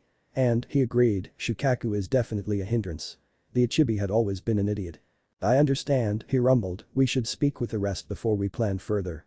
Kurama began to head back to the clearing they dubbed their basicamp. He immediately noticed that Naruto wasn't following him, till he turned back to the ninja to see him fidgeting, rooted to the spot. It was clear that he wanted to say something but didn't know how to go about it. "What is it, brat?" he asked. "I don't think I should say," he muttered in embarrassment. "We're not playing this game again, idiot. If you're not going to tell me, I'm leaving." There. That usually worked on him. Naruto met Kurama's gaze. "You really won't like it though," he said despondently, kicking the dirt at his feet. "You're acting like a little civilian female, Naruto," he growled, "just say it already." "Fine." Naruto acquiesced. "I want to be a pirate." "Why wouldn't I be okay with that?" Kurama asked, confused. Naruto blinked. "I didn't think you'd like pirates," he confessed, "because of all of the stories back in the elemental nations." "Brat, I never paid attention to your silly human stories. Truthfully, this is the first that I've heard of them at all. I do not recall encountering any back home," he explained. "But, if their existence challenges the structure of this detestable world government, they cannot be too terrible." "You mean it?" he asked hopefully. Then it settled. "I'm gonna be a pirate and I'll stick it to the government." "I think you're forgetting something, Naruto," Kyuubi said, too calmly. "Oh yeah? What's that?" "Me, you idiot," he shouted, shaking the forest around them. "How will I fit on a pirate ship?" "Well, couldn't you just walk next to the ship?" Naruto asked innocently. He hadn't put much thought into it yet. "Thumbus, I'm not walking across an entire ocean," Kurama deadpanned. "Then we'll just have to find a ship big enough for you," he declared. "You say that like it will be easy. From what Pedro told us, I'm the size of most ships," Kurama admonished. "Well, yeah. Most ships. There's gotta be some out there that can fit your fat ass." Naruto laughed, unconcerned. "They'd figure it out." "Brat." Kurama raged and began their chase again. Soon after the duo had run off from the glade, Pedro also departed. It was nearing midnight and Master Nekomamushi wanted Pedro's report on the intruders before he deigned to meet them himself. He approached the whale tree, one of the few places on the island that would be completely isolated at this time of night. The newcomers weren't permitted within its vicinity. While they were also not permitted near the city, Pedro and Master Nekomamushi didn't want to have the coming discussion where it could be accidentally overheard. The only ones in Zoo that even knew of the new presences were the Guardians and the Inuyasha Musketeer squad. Master Nekomamushi was sitting at the base of the tree with his eyes closed. Pedro had no doubt that his presence had already been sensed, but he didn't offer a greeting until he stood in front of the lion mink. "Master Nekomamushi," Pedro greeted, inclining his head in respect. "Pedro," the man acknowledged, "what have you learned?" Pedro jumped right into it. "Other than the two humans, Naruto and Gaara, there are 8 others. Naruto mentioned that he is a ninja as well. I can only assume the same of the other human." 8? Nekomamushi asked abruptly. They'd only been aware of the fox. "Yes. From what I can tell, the rest are somehow related to the fox, who goes by the name of Kyuubi." Pedro paused, though, now that I say it out loud, that sounds more like a title than a name. "How so?" the lion asked. "The ones that I saw had multiple tails. Yanbi is the one that I spoke to the most, and he is, I believe, a red gorilla with 4 tails. The fox went by Kyuubi and possessed 9 tails. I also spoke with a 3-tailed turtle who introduced himself as a Sobu, which leads me to believe that the others are using their titles." Master Nekomamushi grunted. "You could be right. But go on, I don't much care for their names. Did you find out their intentions?" he asked. "Will they leave peacefully?" "As much as initial findings can be trusted, I believe I've found what they want." He looked at Nekomamushi in trepidation.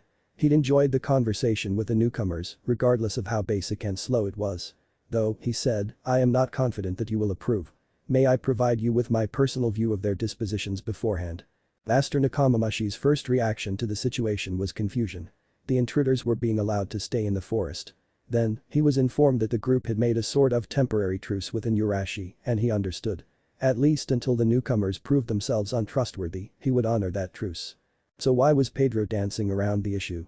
He decided to allow the man's request, it couldn't hurt. "Go ahead," he agreed. "Thank you, sir," Pedro said. "I spoke with 5 of them, Naruto, Gaara, Kyuubi, Yanbi, and Asobu, for over 4 hours. During my time with them, not once did I perceive any intent to harm or other suspicious behavior." Master Nekomamushi listened to his top subordinate intently. In fact, it was the opposite.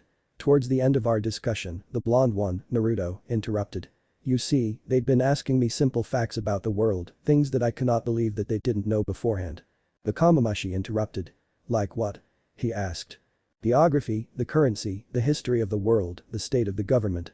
And, when I would answer one, yet another question would come up.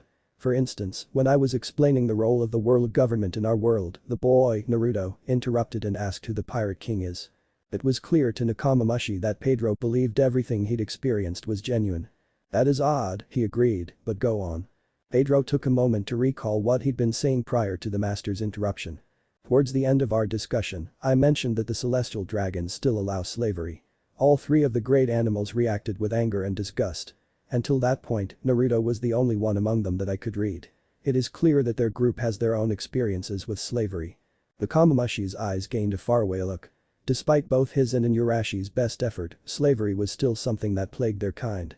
Every once in a while, despite knowing the risks, Minks would leave zoo in search of their own adventures, like Pedro did. And Minks were a commodity among the celestial dragons, much like mermaids.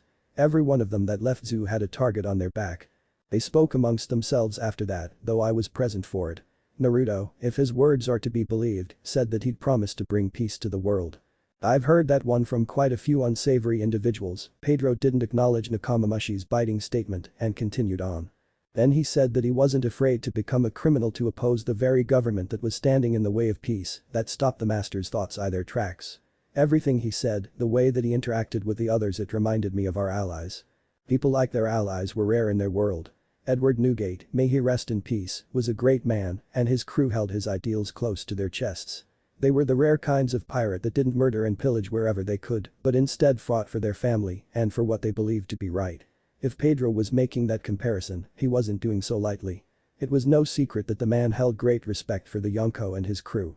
It was a respect that was shared by every mink in zoo. "Are you sure of your assessment, Pedro?" Nekomamushi asked. Pedro nodded. "I'm as sure as I can be after a single conversation. I believe that these are good people. I will have to meet them, but I will take what you've said into consideration. This is a lot to think about," he said. "I should be chazzing these outsiders off," he moaned, not considering their character. "There is one more thing that you should know, Master Nekomamushi," Pedro said. "Oh? Even more? This should be good." The Sobu, the turtle, said something to the blonde one. Naruto asked him what he wanted to do, and he said that, if we allowed it, he would want to stay here, Pedro confessed. "I know it is not my place, but from what the Yambi said, they are used to being hunted. I think that we should offer them asylum." Pedro had a lot of faith in them. Nekomamushi was definitely anticipating his visit now. "I will not promise anything, Pedro," he said. "I can tell that you like these strangers, but we must put the well-being of zoo above the well-being of those that won't even tell us their true names." Pedro nodded. "That being said, I will surely take your own opinions into account when I meet them." "Will you be going now?" Pedro asked. "I should, before I run out of time. We only have a few more hours until the switch." He and his guardians protected and ruled zoo from sundown to sunup.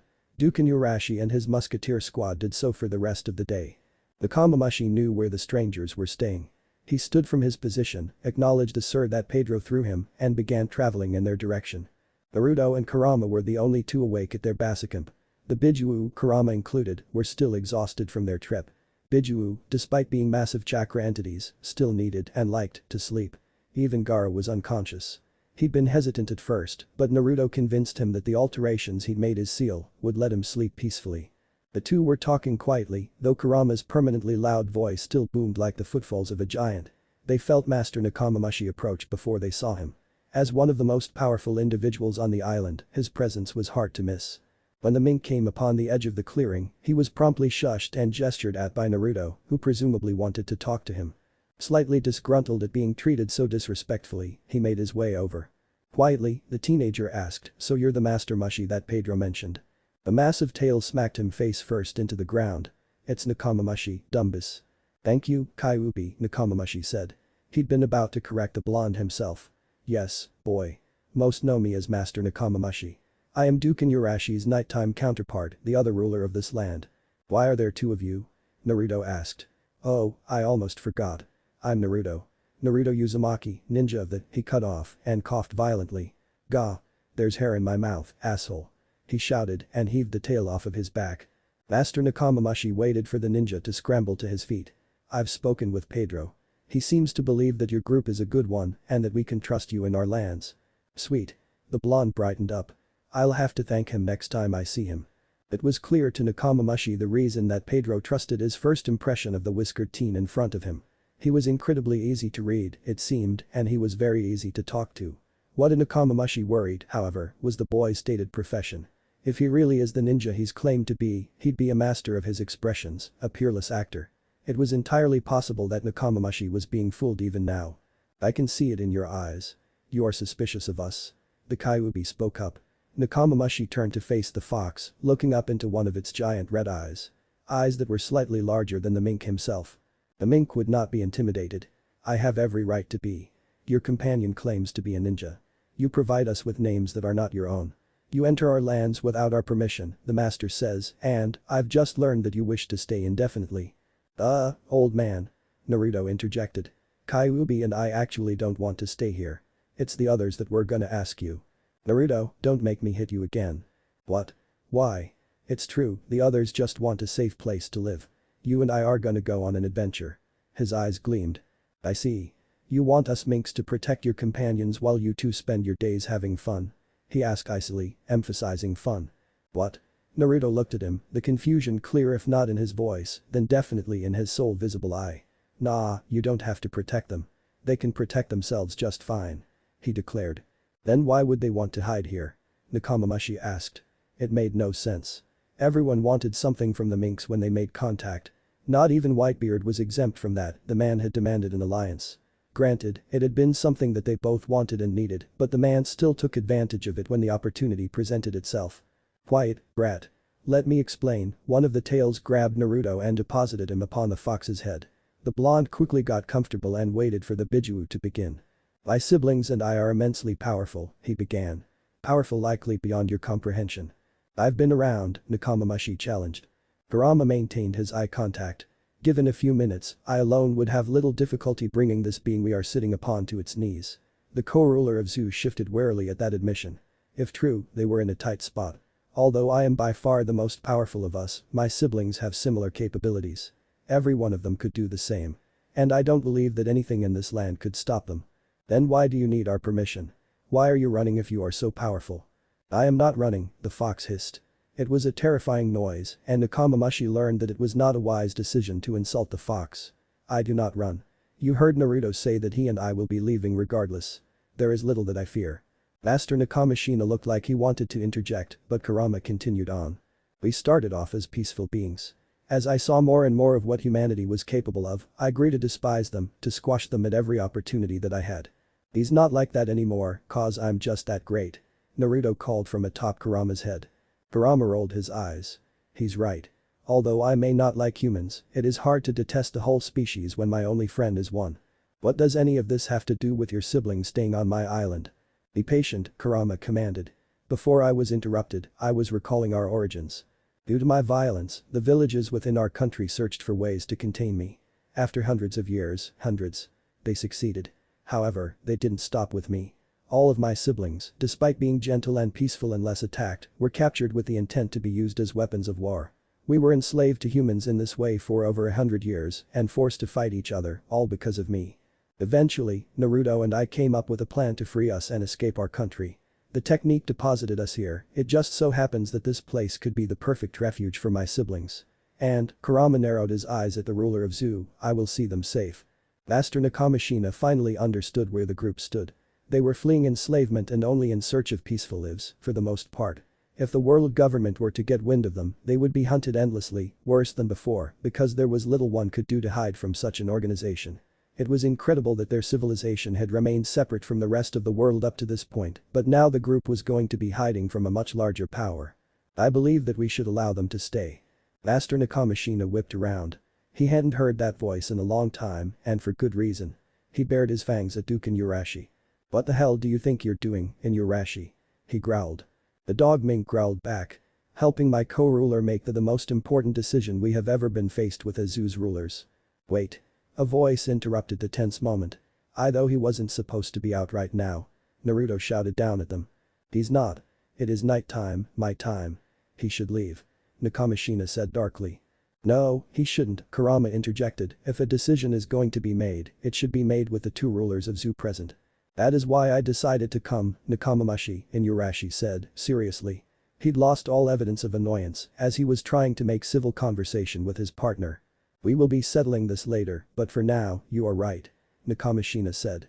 I agree, for the record. He nodded at Duke Inuyasha. He turned back to Kurama. You heard. I have no objection to Zoo becoming the home to your siblings. Gaara, too. Naruto asked. Yes, he said, pained. It was one thing to let a family of animals live among them, but Gaara is human. But for what he was about to ask, he would have to make such sacrifices. But I have one request. Or rather, condition. Duken Urashi. Name your price then, lion. Kurama said imperiously. He was really laying it on thick for the Minks, Naruto thought.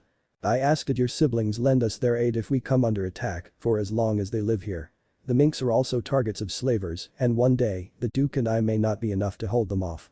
Naruto smiled at the request. You will have to ask them when they wake. However, I do not see them denying their own home their protection. Oh, shush, Kurama. You know they'll say yes, Naruto said, still smiling. I don't think I've seen any of them look so comfortable, even in your memories. We will wait to make a final decision, then, said Inuyasha. Would you like to learn more of the sea in the meantime? He really bent the space around him with just his speed. That's incredible. Are you sure he didn't have a devil fruit? Inuyasha nodded in agreement with his counterpart. I can't believe that attack wasn't enough to fell his opponent. The foe must have had incredible Haki. Kurama looked piercingly at the dog Mink. I was silent before, but this is the third time that you've mentioned it since Naruto began his story. What is Haki? He asked. That threw the Minks for a loop. You mean you don't know? Nekomamushi cut in. It sounded like much of what you were describing could be explained by Haki. Kurama shook his head. Our country was rather isolated. Perhaps we just have a different name for it. It was better to let no one, not even the Minks, know of their origin. They nodded. That would make sense. Many of the more remote islands, further into the Grand Line and the New World, had their own terminology. Well, Inuyasha began, what we call Haki is a group of abilities that can be used only by the more powerful individuals in our world. Haki is the manifestation of one's willpower, their drive, Nekomamushi said. Your Madara sounded like he was using an advanced form of Kenbenshoku, or observation Haki, which can allow us to sense the presence of those around us and even predict our opponent's moves. Stop interrupting me when I'm talking, cat. Shouted Inuyasha. Then stop speaking like a sloth, mutt. Nekomamushi yelled back. The two butted heads, literally, growling at each other. Naruto and Kurama, from their place on the sidelines of the confrontation, were both feeling a weird sense of deja vu. Could you wait till after your explanation to fight? Naruto asked. The two quickly sprang apart and smoothed their expressions, looking for all intents and purposes as if they hadn't been seconds away from ripping each other apart. As I was saying, Nekomamushi interrupted Inuyasha before he could begin, the next type of Haki is Busashoku, or armament Haki. It sounded as though Might Guy was using this to augment his physical capabilities. Inuyasha, as revenge for being cut off again, interjected. If one masters Busashoku Haki, they can use it as an armor to protect them from attacks, provided that their mastery of it is greater than their opponents'. It can also be used defensively and to damage those with Loja-type devil fruits who would ordinarily be untouchable. Kurama nodded. This was useful information. Pedro had told them of devil fruits and he'd wondered how they were to combat an enemy with a Loja if normal attacks didn't work on them. He and Naruto's pure chakra attacks may have an effect, but it was better to be sure than to go into a fight unprepared. The final, Inuyasha said, glaring at his co-ruler, is Hashoku Haki. There isn't much known about Conqueror's Haki other than it only appears once in every couple million people. It is said that whoever can use it possesses the qualities of a king. That's a very vague explanation, Naruto laughed. As I said, there's not much known about it. However, its rarity and power makes it dangerous, and the world government either tries to possess those who show it or eliminate them, answered the dog, a sneer upon his canine features. Somehow, it all comes back to them, doesn't it? Naruto asked. Although there are good Marines that try their best to fight for justice, they are controlled by a rotten organization, Inuyasha agreed. Would you, Kurama interposed, be capable of teaching us any of this Haki? The pair was silent for a moment. Suddenly, a very depressed aura overtook Nekomamushi. You see, Inuyasha started. Well, we don't exactly know how to explain it, he said. We weren't taught, we just learned it from years of fighting strong enemies. We've been trying for years to teach it to the rest of the Minks, Nekomamushi mumbled, but we can't exactly put our own subjects in life or death situations to learn it, can we? If you want to learn Haki, Inuyasha advised, you're better off searching for a real teacher once you leave. The ground vibrated softly. The rest of the Biju began stirring, the morning light waking them. Looks like our talk is over. Naruto declared cheerfully. The group of four made their way over to the other, waking, occupants of the clearing. So, where would I go about finding a ship big enough for the both of us? Naruto, gesturing to himself and Kurama, who was speaking to his siblings, asked Pedro. The Biju had settled into their new home. While the back of Zenisha wasn't nearly as spacious as the elemental nations, the freedom they could experience among the Minks was well worth the downsizing. Yesterday, Duke Inurashi and Master Nekomamushi introduced their group to the villagers, who welcomed them with open arms. They wouldn't live inside the city, it wasn't large enough, but that didn't mean that they had to isolate themselves anymore. Gaara, too, was staying outside of the city. While Naruto's talk with Shukaku and the alterations he'd made to the seal freed Gaara from much of his burden, he still didn't feel comfortable staying among so many others. Eventually, he told Naruto he believed that he would want to move there, but not until he was sure that he had absolute control over himself. That is a difficult question, Pedro responded. If it were you and another human, there wouldn't be any issue finding a ship. But Kyuubi by himself is larger than most ships I've ever seen. Most ships? Naruto asked. He knew that it would be difficult to house Kurama, but he'd hoped that, with beings as large as the elephant they were living upon, other things in this world would be similarly massive. I can think of 3 that could fit him, though even 2 of those may have difficulty with his weight, Pedro said, and none of them are available. Where are they? Who do they belong to? Naruto asked. Pedro answered hesitantly. The first that comes to mind is the Mobi. It belonged to Whitebeard, our ally, and after the battle at Marineford, his crew vanished along with it. Naruto had been told of Whitebeard. The massive 20-foot-tall man that had ruled his section of the seas alongside the other 3 Yonko. The supposed strongest man in the world despite all of his strength, he hadn't lorded it over anyone, using his power to protect, instead, and to amass a family in the form of his crew. Naruto would have liked to meet him. The second belongs to Big Mom. Ah. Naruto said. That one was definitely off limits. He'd also been told of her, though she hadn't been sung praise as Edward Newgate had. He didn't think he'd want to meet an enormous, unstable cannibal anytime soon. I see. You understand now why these ships aren't available, Pedro said simply. Yep, Naruto nodded. But what about the last one? The last one, Pedro answered, I think you have even less chance with. I saw it years ago when my crew visited Fishman Island, 10,000 meters under the sea. Fishman? Naruto interrupted. A species similar to us Minks, Pedro clarified.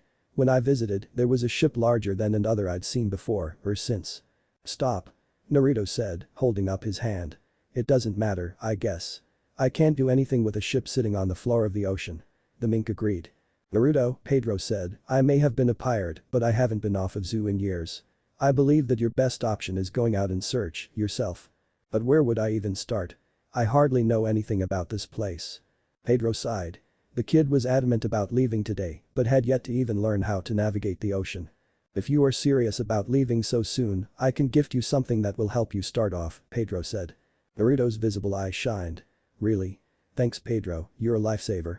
He declared, without knowing what it was that Pedro was offering him. I have to retrieve it first. Meet me at the entrance gate when you are ready to depart, Pedro told Naruto.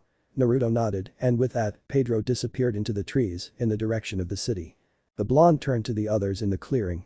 The 8 free Bijuu were talking, though it sounded like they were arguing, as usual, and Gaara was standing, awkwardly, off to the side. Naruto approached the red-haired boy, who looked up when he was near. You understand, right, Gaara? Naruto asked the boy, sure that he would know what Naruto was speaking of. Gaara initially wanted to come with him, as he held Naruto in high regard for taking him from the ninja world, and even more so since he'd fixed his seal, but Naruto refused. Yes, Naruto, Gaara said quietly. Gaara, Naruto said sternly, I've told you. You're like a brick wall to me. If you don't say what is on your mind, I won't be able to guess. As Gaara had been far more open than this one. He hadn't known Gaara when he was this young, he'd only met him a few times. Naruto was much more used to the Gaara that smiled and spoke his mind than the Gaara that hid it all behind his sand armor. The boy blinked, a sign of recognition from him. I understand, Naruto, he said, I am only worried. About what?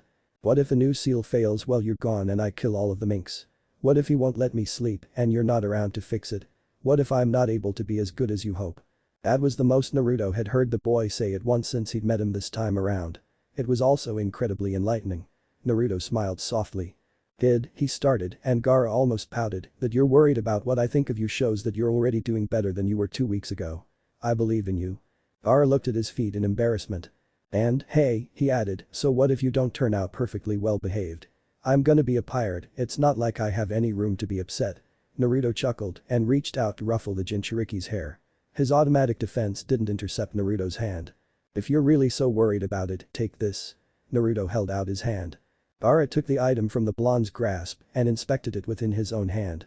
It appeared to be a tri-bladed kunai. While non-standard, it wasn't so interesting that Gaara could discern a special use for it. He peered up at Naruto dubiously. Naruto grinned mischievously at him. "Take off the binding," he suggested. Gaara did so, and his eyes narrowed in confusion at what he was faced with. Engraved on the handle of the kunai, hidden by the bindings, were what appeared to be extremely complicated miniaturized seals. Gaara, for the life of him, couldn't figure out any of their purposes. He rebound the blade. "Throw it," Naruto said excitedly, and Gaara looked up from the kunai to see him bouncing from one foot to the other.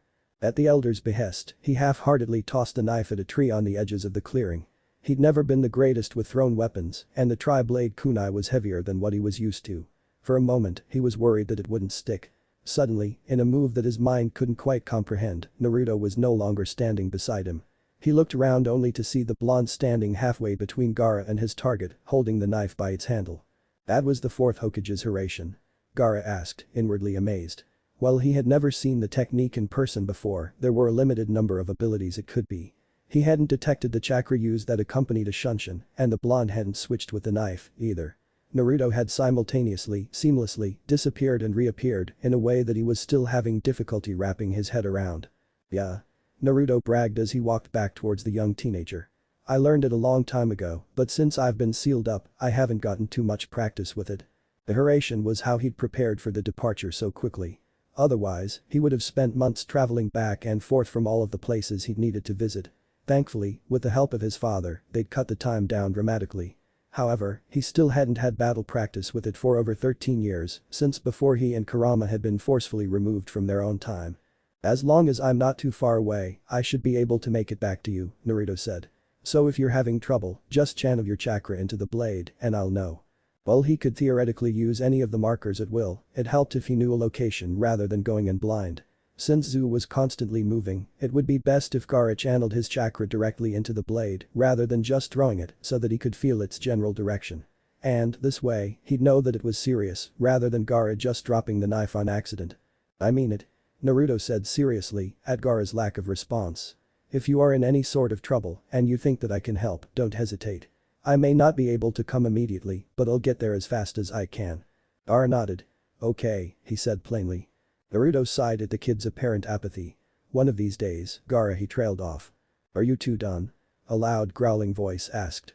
Without turning around, Naruto rolled his eye conspiratorially at Gaara and said, "Yeah, Fox, we're done. I've been waiting on your sappy ass this whole time." The Biju didn't rise to the bait. "Then let's go." "Too awkward to stick around after goodbyes, huh, bastard," Naruto teased.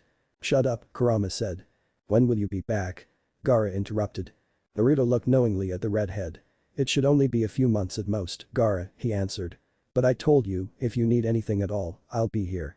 He smiled warmly at Gaara and, for a split second, he was almost positive that he could make out a faint hint of embarrassment penetrating his sand armor. Without warning, he stepped forward and wrapped his arms around the short boy, lifting him off the ground in a tight hug. Gaara wasn't sure how to react. He knew what a hug was, but hadn't any memories of ever experiencing one himself. So, he let himself hang limply in the man's grasp and waited for it to end. Naruto set the Jinchuriki back on the ground and shook his head fondly. "Oh well," he said, smiling. "You'll get there." Gaara wasn't sure where there was or if he would ever get to it, but with Naruto believing in him, he felt that he had to at least try. And the man just told him that he didn't have to be perfect, so even if he messed up a little, he'd still be accepted. He smiled a bit, though it was hardly discernible through his armor. "I gotta go, Gaara," Naruto said. "I'll be seeing you, okay?" "Okay, Naruto," Gaara responded. "Goodbye." The blonde climbed onto the Kyuubi's head, a familiar ritual to those present. "Don't forget," Naruto called back to Gaara as the Biju padded his way out of the clearing. "Don't hesitate." As the duo disappeared, Gaara turned to the 7 others in the clearing. They'd been watching the over-the-top goodbye that Naruto had left him with. "Shukaku told me to go make a house," he said, not commenting on what had just happened. Without waiting to be acknowledged, he turned and left, heading to where Zu's rulers had told him he could build. Most of the Biju, familiar with their youngest sibling's antics, immediately followed, wanting to see what would come of it. One, though, headed in the direction of Naruto and Kurama. Pedro, like he said he would be, was waiting for them at the large entrance gate. There were a few other guards there, but with Pedro present, they didn't pay much mind to Naruto or Kurama, beyond the typical stare that Kurama received everywhere he went due to his size. "Pedro," Naruto called out from atop Kurama's head. He leapt down to meet the jaguar mink. "Naruto, Kyuubi," Pedro greeted. Are you prepared to depart? He asked. Naruto took an obligatory glance around before he responded. We just left the others, Naruto said in affirmation. The ex-pirate reached into his shirt pocket and withdrew an item shaped like a watch. Do you recall the mention I made of log poses? He asked. Naruto thought for a moment. They're special compasses, right? That work in the New World and Grand Line. You could think of them that way, the Minks said, though the New World log poses are slightly more complicated, they work the same as the Grand Lines. It has something to do with an island's magnetic field, yeah? Naruto asked. I never was a navigator, so I only have a basic understanding of log poses, Pedro explained, but yes, they are connected to magnetic fields. This one, however, is an eternal log pose. I think I can guess, but what exactly is that? An eternal log pose is a log pose that is set to point towards a specific island. This, he pointed to the front dial on the log pose, between the other two, is set to a certain part of the red line, Mary Geo Ice. However, it is the island on the immediate other side of the continent that you should visit, Sabody Archipelago. I think that you would have more luck gathering information there than anywhere else in the sea, he finished. The last stop in the Grand Line. Kurama rumbled. Technically, the archipelago is the best place to start off for New World inhabitants. Us Minks avoid it, though. It's one of the few places in the world in which slavery is still permitted. That's why Naruto recognized the name of the island. He'd been so focused on the depravity of the celestial dragons that he'd forgotten the name of the island which they frequented. I'm all for it, Naruto said abruptly. Brat, Kurama warned, that will not be the best place for me. Naruto winced. Negative emotion sensing, he'd forgotten for a moment. But, the prospect of the island was too much to pass up on. If they could find a ship or discover where they could possibly acquire a ship for the both of them, it was worth the risk. Everywhere else in the sea is under someone's control, he said, we have to. I can go into the city alone while you wait outside. Naruto suggested. I understand the necessity, but I don't like it. I won't be held accountable for my actions, the Biju growled. Don't worry, Fox. If it's really that bad, we'll figure something else out, Naruto chirped. Pedro looked back and forth between the two of them. The two were sure of themselves, that much was evident. He could only hope that they would be up to the challenge the New World provided. Our sea is cut off from the Grand Line by the Red Line. You will have to go through the red port at Mary Geo Ice to pass through. Despite part of the thrill of traversing the sea being the surprises at every turn, Pedro felt that he should warn the duo of what they would likely see at Mary Geo Ice. The number of slaves there far exceeds Sabody Archipelago, he said. There are hundreds and thousands of them to keep the passage operational. I am liking this place less and less, Kurama muttered. Me too, Naruto said. But we'll change it, no matter how long it takes. You know nothing can stop us. He cheered. Kurama stared at Naruto. You're so awkward, he finally said, in mock shame. Shut it. Naruto shouted. I'm not awkward, you are. Everyone has to look straight up to talk to you, idiot. It is not my fault that you are all so tiny, Kurama taunted. Tiny, Naruto stuttered, I'll show you tiny. Ah, Naruto. Pedro cut in. I have to get back to the forest, he held out the log pose. Naruto took it from his outstretched hand and latched it onto his wrist. I'll watch for your bounties, the jaguar called out as he departed from Zoo's entrance. Thanks Pedro. Naruto waved to the mink. And then, more quietly, I wonder why he didn't give us a log pose directly to this Sabindi Archipel place. Kurama ignored the idiot and waited until Pedro was out of view before he turned and said to the forest, you can stop hiding, brother. I wasn't trying to hide.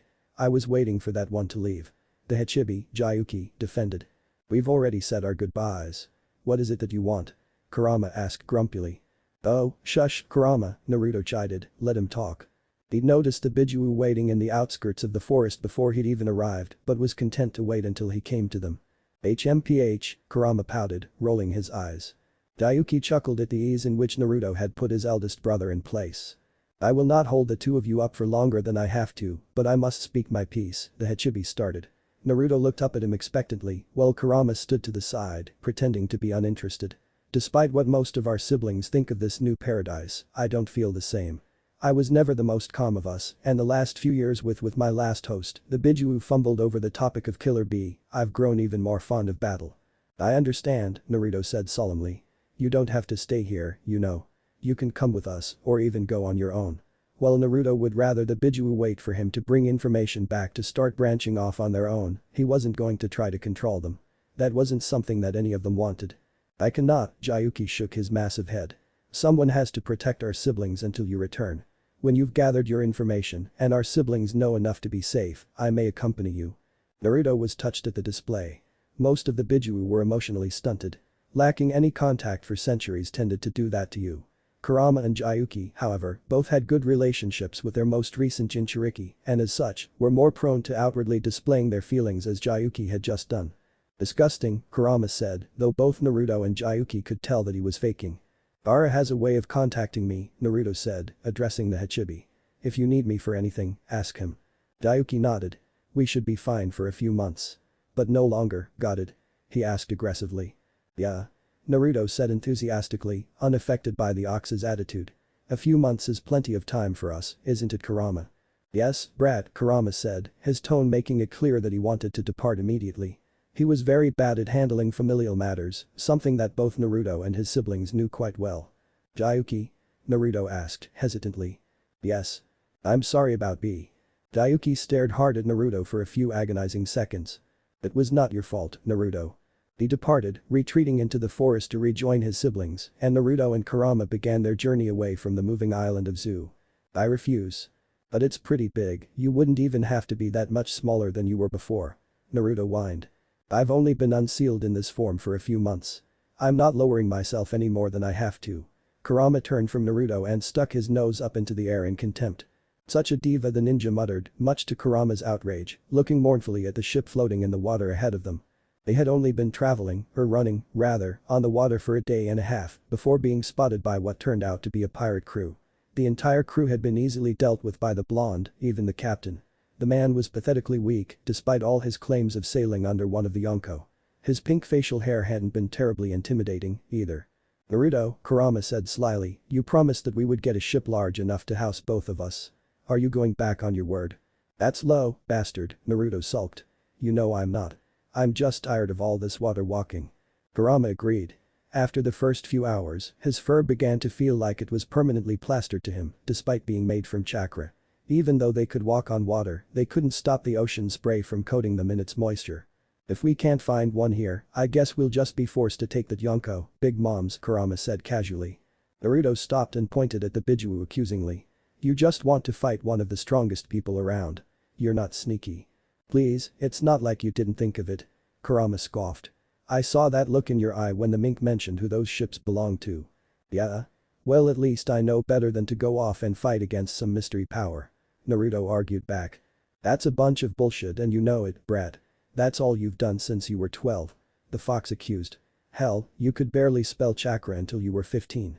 The pair resumed their journey, leaving behind the unconscious Pinkbeard pirates on their ship. You said you wouldn't bring that up. It was like 15 years ago. I said I wouldn't bring it up in front of anyone else, idiot. I never said I wouldn't make fun of you for it. Naruto pouted. He knew that, of course, he had just been hoping that Kurama would have forgotten by now. And, he hated being the one to lose their arguments. They ran into the night, the red line quickly making itself known, until finally, just after midnight, Kurama slowed to a stop. Naruto, he growled. Can you sense it yet? The pair was a few miles out from the red line and, presumably, Mary Geo-Ice. Despite being a better than average sensor, Naruto's range was still nowhere near that vast. What are you feeling, Kurama? He asked. There wasn't much that could bring the Biju to a halt like this. An overwhelming amount of hate, he began reluctantly. The negativity is palpable. It is foul.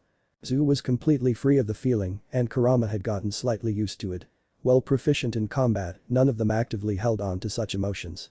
The Pinkbeard pirates, despite being obviously malevolent, had barely registered as a blip to him.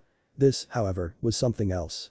The duo was miles away and Kurama was able to clearly feel the massive amount of hate, anger, and loathing that lay ahead of them. I do not think that I will be able to control myself if we take this path, Naruto, the Biju warned. But Naruto protested, never mind. You're right. We don't even have to go that way. I wasn't expecting the red line to be this. The only continent in this world, the red line, was more similar to Pedro's descriptions than Naruto originally believed it would be. He'd pictured an actual continent, similar to his home nation, jutting out of the ocean. Not the gargantuan, vertical rock wall that he was seeing now. It resembled the flat parts of Hokage Mountain on an exponentially larger scale. It was its shape that made it less of an obstacle for the duo. It was considered insurmountable to the normal inhabitants of the world, so beyond Mary Geo-Ice, there were hardly any defenses atop the barrier except in select locations, which meant that Naruto and Kurama would have no trouble simply walking over the continent and continuing on to the other side. If you really think so, we'll just go over here. Naruto assured the Biju. Sabi Naruto coughed, Sabody archipelago is on the other side, so it's not a big deal. That would be for the best, Kurama agreed, and they resumed their trek. The trip up the red line was peaceful. Naruto, since he was a child, had always liked heights. In the forests of Konohagakure no Sado, he'd loved climbing the massive trees planted by the first Hokage, and that love only grew when he learned how to use his chakra to climb them more easily. His love for heights was even reflected in his favorite spot in the village, the top of the Hokage mountain. It was something that Naruto didn't think would ever leave him. The red line was no different, even if it was hundreds of times taller than what he was used to. When they reached the top, they were standing among the clouds. It was incredible. Besides Zu, he'd never experienced anything like it. And, on Zanisha, he couldn't exactly peer off the side to the same effect, rounded as the elephant is. Kurama was far less impressed. Why is everything in this world so damn big? He groused. Come on, bastard. You feeling intimidated by a rock? It's not the rock that I'm intimidated by, brat. Look at you ninja for example, your village adapted quickly to that bastard Senju's forest. How would the people of this world adapted to monstrosities like this and that who knows how tall elephant? Oh, quiet about Zanisha, he's cool, Naruto scolded. And we both already know that we would have no problem with him. I know that you know what I mean, Naruto, Kurama said, glancing at the blonde to his side. I've lived in one place for so long, I'm finding it difficult adapting to another. Despite being each other's best friend, Naruto still occasionally forgot some key aspects of Kurama's life. He had been created nearly 1,000 years ago. Naruto had only been with him for 30 of those years. The Bijuu's vast lifespan was an idea that Naruto, still, had yet to wrap his head around. Then again, since his own conversion, it was something that Naruto had been keen on avoiding as a topic of both conversation and thought. He could wait as long as he wanted, after all. Naruto shook himself out of his quickly spiraling thoughts. It's going to take both of us a while to get used to this world, Naruto stated. But this time, you're free to live how you want. And, you know that I'll always be with you. Kurama hated when Naruto's sappy side started showing. For a while, it went so far as to give him the chills. Even now he wasn't terribly used to it and still wasn't sure how to react to the blonde's occasional declarations of friendship and happiness. So, he just grunted, which was all that Naruto needed to know that he'd been understood. Anyway, if this world really is so bad, we'll just leave again, nah? Naruto asked. Well, if this shitty eye will open up again. He ground his palm into his right eye. Rubbing will just make it worse, Kurama advised. I know that. Who are you, Sakura? Naruto questioned indignantly. That may be the best one you've come up with since we left, brat, he bared his teeth at the blonde. For anyone else, it would have been a menacing sight. Naruto cut off their spat by pointing a finger past the fox. You see that, Kurama? He asked. The Bijuu turned around and got a view of what Naruto was pointing at. It also seemed to be part of the source of the negative emotions he could sense. That is the largest human dwelling I've ever seen, Kurama announced. Though they had no way of verifying, the two were smart enough to infer that the building they were staring at was a part of Mary Goi's. It was obnoxiously extravagant, too large for any sort of rational human being to live in.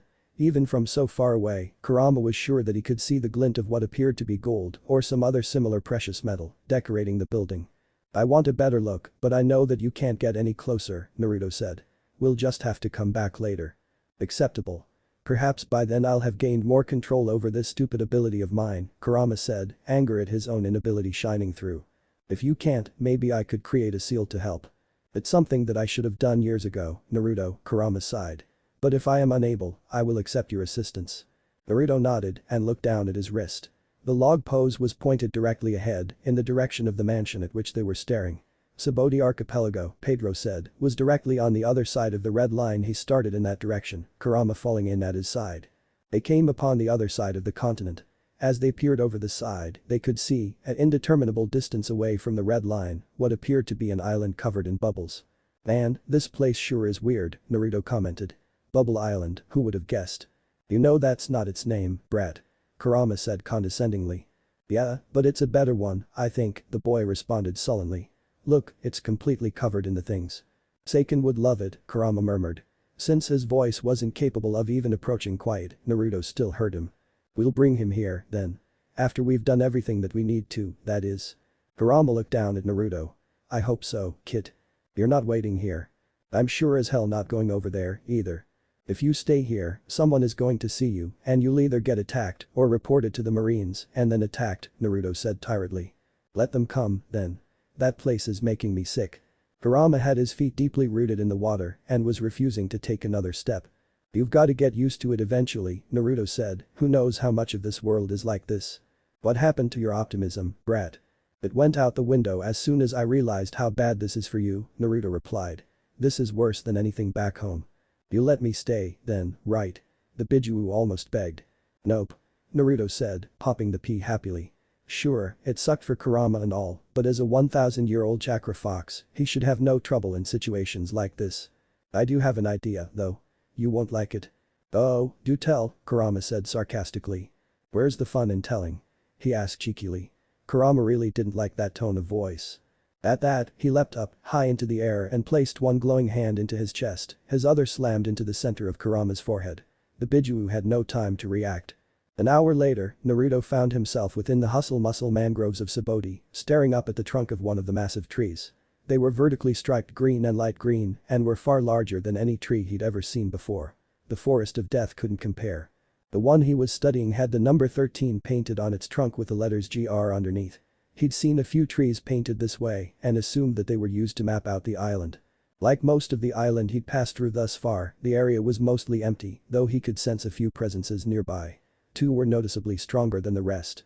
He looked in that direction and saw what appeared to be a small establishment, though he couldn't tell what kind, situated atop one of the colossal tree roots. Leading up to it from the ground was an oddly curved set of steps.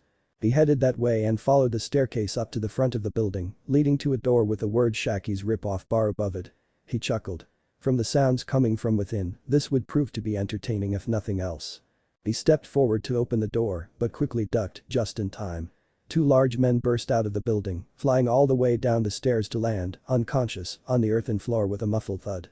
"Those are some good reflexes you've got," said a woman's voice from inside the, now identified, bar. "I'm glad for them, too," Naruto replied, turning back to look through the now open doors, "otherwise I may have joined them down there."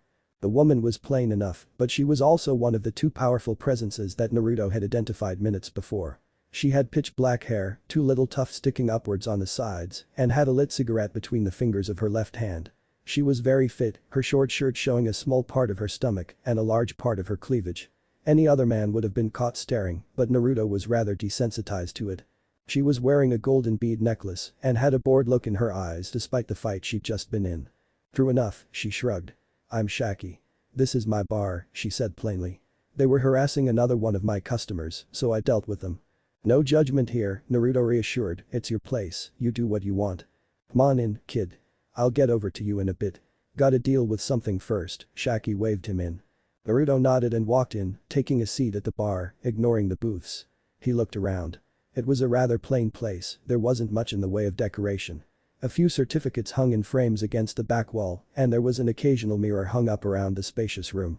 There were several large windows spaced around the building equally. The place wasn't exceptionally busy, but there were two full booths.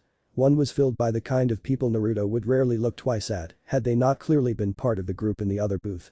Nondescript clothing, plain features. No presence. The other was occupied by three people, including Shaki. The two men both looked to be over 7 feet tall, huge by Naruto's standards, but, as he'd come to learn, around average by this world's. Or, if not average, then at least not uncommon.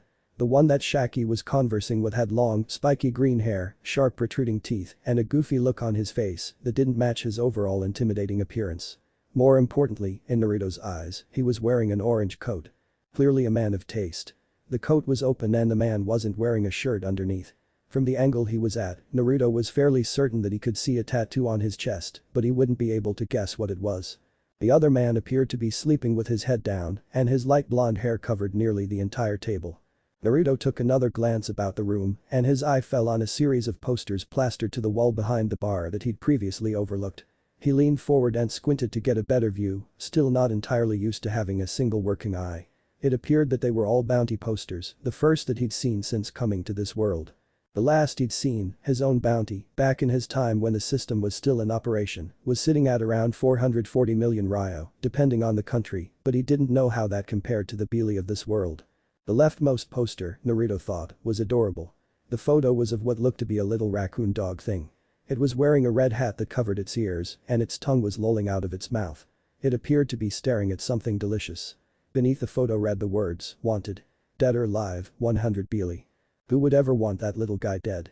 Naruto thought to himself. And why? The next poster in line was of a woman with orange hair and a tattoo on her shoulder. Oddly enough, Naruto thought that this person, Nami as listed at the bottom of the poster, looked to be posing for the camera. Her bounty was 16 million bili. That's a hell of a lot more than 100 biri. Third in the row was an older photo of a man wearing red glasses, a black coat, and a top hat. He seemed to be pointing at someone, and the photo of him appeared to have been taken mid-shout. To Naruto, he looked like some kind of musician. His Brooks bounty was double Nami's, at 33 million bili. Naruto skimmed over the next posters, memorizing the faces, names and numbers. And, boy, were there some weird ones. An individual wearing a long-nosed mask, the drawn image of a man with the most ridiculous eyebrows Naruto had ever seen, and a blue-haired man with, somehow, a triply pointed chin. While they were all interesting, the last two in the line were the ones that grabbed his attention the most. In the elemental nations, a ninja's professional photo was generally used in their bingo book entry. Here, that clearly wasn't the case. It seemed as though the photos were fairly telling about the pictured people's personalities, and he could glean a lot from those last two.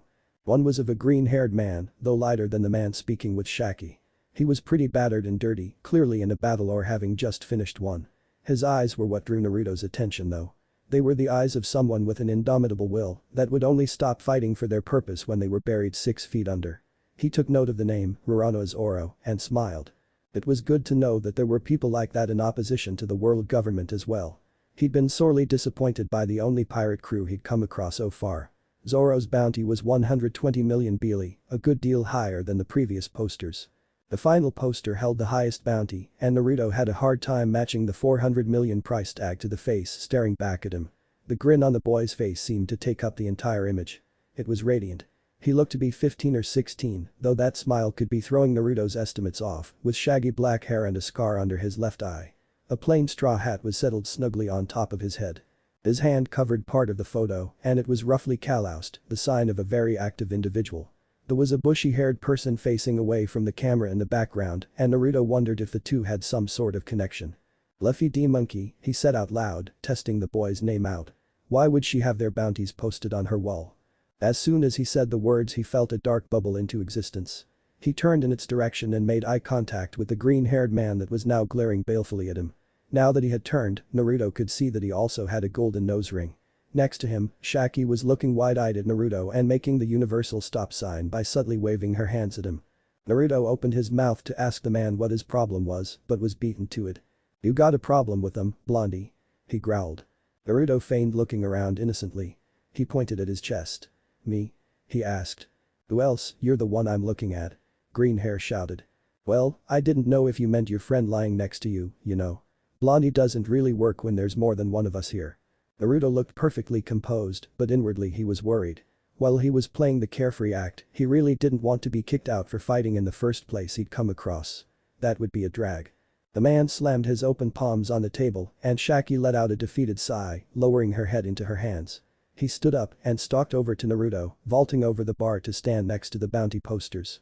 I was asking you, he said slowing, condescendingly, if you had a problem with the Strawwats. He gestured at the row of posters dramatically, the movement out of place for one of his looks. Now Naruto was just confused. Apparently the individuals in the posters belonged to a single group known as the Strawwats, and, even more bewilderingly, green hair somehow took offense at him, saying their name out loud. Nope, no problem, Naruto placated, I was just looking at their pictures. Haven't seen them before, you know. Hopefully that would be enough to calm him down. The man strutted forward, leaned over the bar, and stuck his face far too close to Naruto's for his liking, studying him. After a few moments of looking at Naruto's carefully composed expression, green hair finally stepped back, seeming satisfied. And then, to Naruto's shock, his demeanor did a 180. Why didn't you say so? He asked brightly, all dopey-faced like he'd been while talking with Shaki. He leapt back over the bar, grabbed Naruto, stool and all, and dragged him over to the booth he'd been sitting at before. The other man was still out cold, leaving very little table room. Naruto wasn't usually one to let himself be manhandled, but the man was suddenly acting like such a puppy that Naruto indulged him. That, and he hadn't sensed anything malicious from him, either. Sorry about him. Naruto offered his name. Sorry about Bartolomeo, kid, Shaki said. Naruto twitched at her title for him. She'd asked his name and still not used it. He gets a little excited when it comes to the Strawwats. Naruto, you said. The man, Bartolomeo, asked him before he could respond to Shaki. That's a weird one. Naruto bristled indignantly. But hey, he continued, I've heard weirder. This asshole's, he slapped the unconscious man on the back of the neck, name is Gambia, after all. Gambia didn't stir. Right, Naruto trailed off, not sure why he'd been brought over or how to continue the conversation with a strange man. Anyway. Bartolomeo clapped his hands and sat up straight. You said you didn't know the Strawats. Naruto shook his head. I'm out of the loop, I guess, where I'm from we didn't have these bounty posters. And you never read about them in the newspaper? How? Bartolomeo asked incredulously. No newspaper, either, Naruto said, we're not affiliated with the world government. Shaki and Bartolomeo nodded. There were still some islands in the Grand Line that abstained from the World Alliance and remained mostly lawless. It was rare that they could retain their autonomy, but in some cases, like Wano country, the people or rulers were powerful enough to do so. In most cases, however, the world government simply didn't have any interest in ruling useless islands. Those islands would have no access to the news services most countries in the alliance were given. This is so exciting. Bartolomeo almost squealed. I get to be the first to tell you about the Strawats. He seemed to get lost in his thoughts, daydreaming about the momentous, to him, experience that was about to occur. He really worshipped the group. Naruto chuckled. Shaki cleared her throat to get Naruto's attention. The Strawats are a notorious pirate group famous for declaring war on the world government nearly. Monkey D. Luffy was their captain, and after striking a celestial dragon here on Sabody archipelago 2 years ago, he participated in the Battle of Marineford to prevent the execution of his brother, Portgas D. Ace, who happened to be the son of the previous pirate king. Bartolomeo was staring at her with a gaping mouth and tears falling from his eyes. Naruto listened to Shaki intently. He wasn't able to save Ace, and he and his crew have been thought dead since then. But you don't believe that, do you? He asked. She'd first referred to them as though they were still alive. You caught my little slip, did you? She smiled. No. I know they aren't, which is one of the reasons this idiot, she waved her hand at the crying Bartolomeo, hangs around here. One of the reasons? Naruto asked. Shaki smiled again, and her head tilted down slightly. The other, she reached out to cup Naruto's cheek, is that men find me hard to resist. Naruto blushed and scooched his chair back furiously. The move looked ridiculous for a grown man. Grandma, I know someone just like you. He accused. Just cause you don't look it doesn't mean I can't feel it. Shaki pouted but brushed off his comment on her age gracefully. You'd be one of the few, then, she lamented. Hey. Stop ignoring me. Bartolomeo shouted. You skipped all of the best parts of the story. I was supposed to tell him. His eyes were red and he didn't look nearly as intimidating with tear tracks running down his face as he had when he'd first approached Naruto. Is there more? Naruto asked in surprise. Shaki did give him a rather condensed story and he would have liked to hear more. Declaring war on the government. How? The Battle of Marineford sounded vaguely familiar, but Naruto couldn't place where he'd heard it. It's too late, Bartolomeo said glumly. She ruined it. That's fine, you can tell me later. Naruto told him. He turned back to Shaki. Actually, I spent a few days on Zoo, her eyes widened, and the Minks told me to come here if I wanted to get a better understanding of the world and find someone to teach me about Haki. I guess a bar owner would be able to do just that. He trailed off questioningly. It was up to her, but he hoped that she'd take him up on it. Zoo, you say? She asked rhetorically. How are those old asses, Inu and Nico doing? You know them? Naruto asked in surprise. He laughed at the pet names she had for them. They're doing fine, they had this little spat, but my partner sorted them out. He laughed in memory of the co-ruler's ridiculous relationship. Sorted them out? I would have liked to see that. I heard about their feud from the last mink that came this way, I thought it was pretty hilarious, she said. Not very practical, though. Definitely not, Naruto agreed. Anyway, Shaki said, a friend of my friend's is welcome here. I don't mind filling you in. Though, I don't know about that Haki part. It's a dangerous ability, you see. Not something that just anyone should be equipped with. Thanks, Grandma, Naruto said, smiling warmly at her. She laughed lightly at the name. I'll just have to figure it out on my own, I guess. Well, he was glad to have made at least a passing connection outside of Zoo, hearing that there wouldn't be people willing to teach Haki was disheartening. To answer your first question, Shaki said, continuing on, I have their posters up because I believe in them. I think that Luffy D. Monkey has what it takes to become the next pirate king.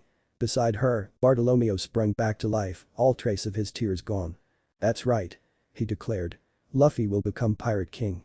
And the Bardo Club will help him. He deflated once more. If only I could find that damn fruit. You're looking for a fruit to help Luffy become pirate king. Shaki shook her head. He's looking for the Maramara no Mi, Portgas D'ace's devil fruit. It's one of the other reasons why Bartolomeo is here, I'm kept rather well informed, you see. Naruto was confused. But I thought he was executed. He was, Shaki agreed, but when a devil fruit wielder dies, their fruit appears somewhere else. Hunters have been in search of it since that day because it is one of the most powerful Oja-class devil fruit. He wrinkled his nose. That's weird, he said. Never said it wasn't, that's just how it works. She shrugged. At the same time the doors to the bar were kicked open yet again. I'm looking for Bartolomeo the cannibal, a loud, obnoxious voice announced. Naruto, after digesting that odd nickname, rolled his eyes at the man's antics. The bar was next to empty, there wasn't any need for him to go shouting like that. The newcomer was flanked by two much smaller, even less intimidating people on either side of him.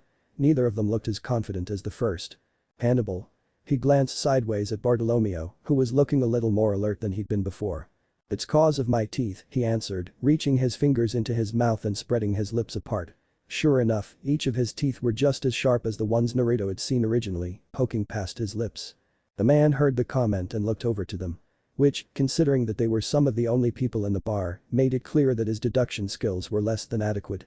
Naruto winked at Shaki, who'd begun rolling her sleeves up in preparation of the beatdown she was going to give the bounty hunters. I'll do it, he said. I'm broke, gotta pay for those drinks I'll be having somehow. He looked back to the trio and stood up, moving away from his stool. Excuse me, mister? He asked, raising his hand mockingly in question. Don't you know it's rude to make announcements like that without introducing yourself first? The bounty hunters looked and felt despicably weak, their aura couldn't compare to the two he'd felt before, which happened to be Bartolomeo and Shaki. He took a deep breath in preparation for his next action. The technique, if you could call it that, worked much better for him now that he didn't have to actually use the air he breathed in, and he didn't have any flesh in his throat to accidentally eviscerate upon its execution. The front man blushed, actually taking Naruto's taunt to heart. HRM, he cleared his throat, I suppose you're. Naruto lowered his hand hard and smashed it into his own stomach. Shaki and Bartolomeo were watching inquisitively from their place in the booth, wondering what Naruto hoped to accomplish with such a move. It was only Shaki that saw a hint of what occurred when the air in front of Naruto's face rippled somewhat. The hit to his stomach forcefully propelled the air, now powered by a small amount of wind chakra, out of his body, through his mouth. The low-powered ball of air traveled quickly and invisibly in a straight line to the bounty hunters and struck the largest one, the one in the middle, directly in his chest. He, much like his predecessors that had nearly bowled Naruto over when he was approaching the bar, was thrown back out of the establishment and across the clearing, slamming into another tree's roots. It was more of a blunt force attack than most other wind techniques, so he would be more bruised than cut when he woke. If he woke. He'd been thrown quite far, after all. Naruto hadn't used that beginner's technique in years, since before waking up in the past. Naruto chuckled weakly. Still haven't gotten that under control, I guess. What the hell was that? Bartolomeo demanded. The members of his group in the other booth were staring at Naruto with stars in their eyes, and the two weaker bounty hunters that had accompanied the first quickly retreated to, hopefully, retrieve their boss. You didn't even do anything and he flew across the field. That is a new one. Never seen someone breathe so hard before, Shaki said knowingly. You saw that? Naruto asked. It took a good eye to notice wind techniques, especially his, as wind is his specialty. I saw the air distort around your face, she said. Peculiar devil fruit ability, isn't it? Naruto rubbed the back of his head nervously. Yeah, my devil fruit ability. Heh. Pretty neat, right? He'd never been a fantastic liar, especially to people as keen as the grandma he was now faced with. Thankfully, she let it go, though it was clear by the slight narrowing of her eyes that she hadn't been fooled by his objectively horrible acting. Let's get you that drink, she said. Naruto was walking down the path of Grove 31. He'd left Shaki's bar after speaking with her, Bartolomeo, and Gambia after the man had finally woken up, for a while. In the end, he'd actually secured a promise from Bartolomeo to bring him along to the city of Water 7, which was famous for its shipwrights. Apparently, many famous ships had been created there and it would be his best bet for finding the ship he needed. Bartolomeo had commissioned his own ship and it was set to start construction in a few days, at which point he would head back in that direction to oversee its creation, which is why he'd readily accepted Naruto's request to take him there. Until then, all Naruto could do was explore the archipelago. The only problem was that Naruto was broke. Flat broke, not a beely to his name. His drinks at Shaki's had been paid for by his deeds and her goodwill, but a ship was no small purchase, especially the size of one he planned to commission. Suddenly he was yanked from his thoughts by a hand grabbing his arm and yanking him down to his knees. He looked at the offending limb and saw that it belonged to a middle-aged woman who looked scared out of her mind. He pulled his arm from her grasp and looked around intently for the source of her fear, only to see everyone in the walkway in the same position as she, and now him, on their knees with their heads bowed. It was bewildering. The only one that wasn't taking such actions, he saw, was an older man who was traveling the center of the street, sitting upon the back of another individual who was crawling on his hands and knees. Immediately, Naruto understood what was going on. He could see the collar from where he sat and he'd heard the horror stories from the Minks. Out of the corner of his eye, he saw another individual, like Naruto himself, that was looking around the area. It was clear that the now identified celestial dragon noticed as well, because when the kneeling man's eyes fell back onto the noble, they were met with the barrel of a gun staring right back. The world noble wasted no time in ending the man's life for the infraction of looking upon him. Naruto was used to death. He'd seen plenty of it in his profession, and while he didn't like it, he'd grown somewhat numb to the necessity of it.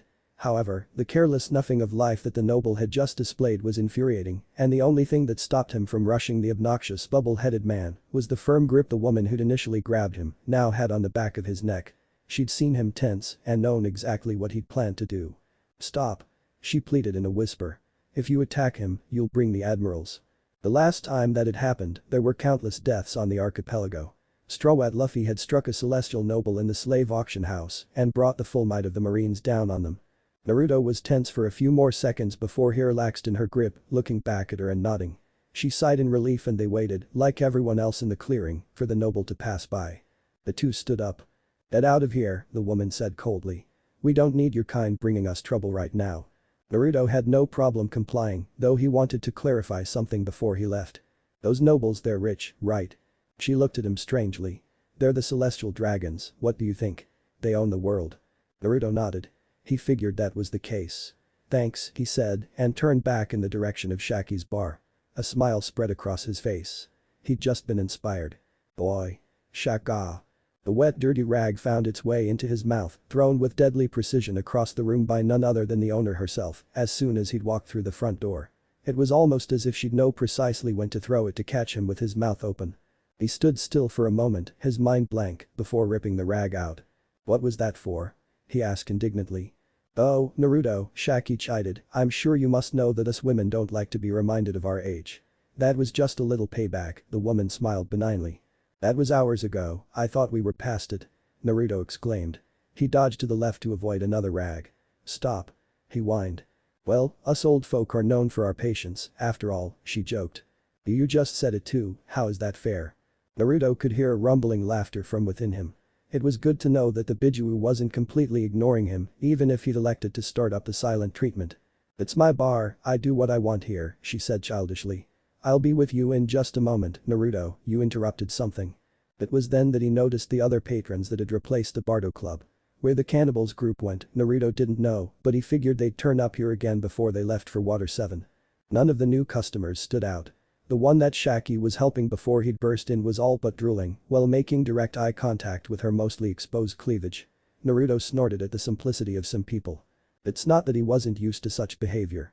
3 of the most influential people in his life had been varying degrees of pervert. One kept his porn in the top drawer of his desk, one read it in public, and the other wrote said porn. However, those 3 had also been able to keep their wits about them in spite of their vices and were incredibly respected individuals. The ones in the bar could barely even function when faced with Shaki. Naruto steered himself to an empty booth in the far corner of the room and sat in wait of the bar's owner. He only had to wait a few minutes for her to finally make her way over and take a seat opposite him at the booth, much to the apparent anger and jealousy of the others in the room. He rolled his eye when he felt the angry stares fall on him.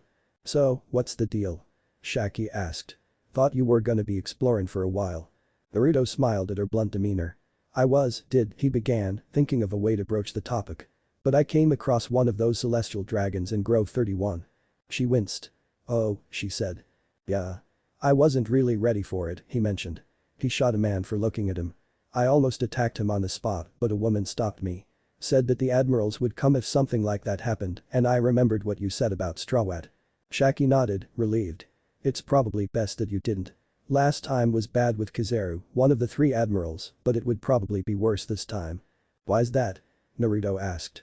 She thought for a moment. The Marine headquarters used to be here. It was an easy thing to send an admiral to protect the celestial dragons. After the Battle of Marineford, it was moved to the New World.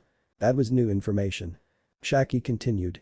Because the headquarters is so far away, I don't think they'd send an admiral to take care of it, she said. It hasn't happened yet, but I think they would send a contingent of the nearest vice admirals. Naruto was confused. So, why would that be worse than an admiral? I thought that it was the admiral that did the most damage 2 years ago. Well, 2 years ago was a bit of an exception. 11 of the most powerful rookie pirates were here at the same time, and Admiral Kizaru had to fight he had to fight someone else off that was assisting the rookies, she explained. So there was a lot more destruction than there should have been. A group of vice admirals, their crews, and the pacifista they bring with them would not be nearly as restrained, though. Pacifista? Naruto asked.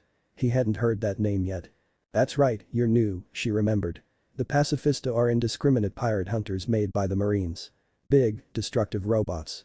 Even one is usually more than a match for most Grand Line pirates. Really all they can do is make things go boom. That made sense. Booms and buildings don't usually mix. The same could also be said of flesh, especially the civilian type.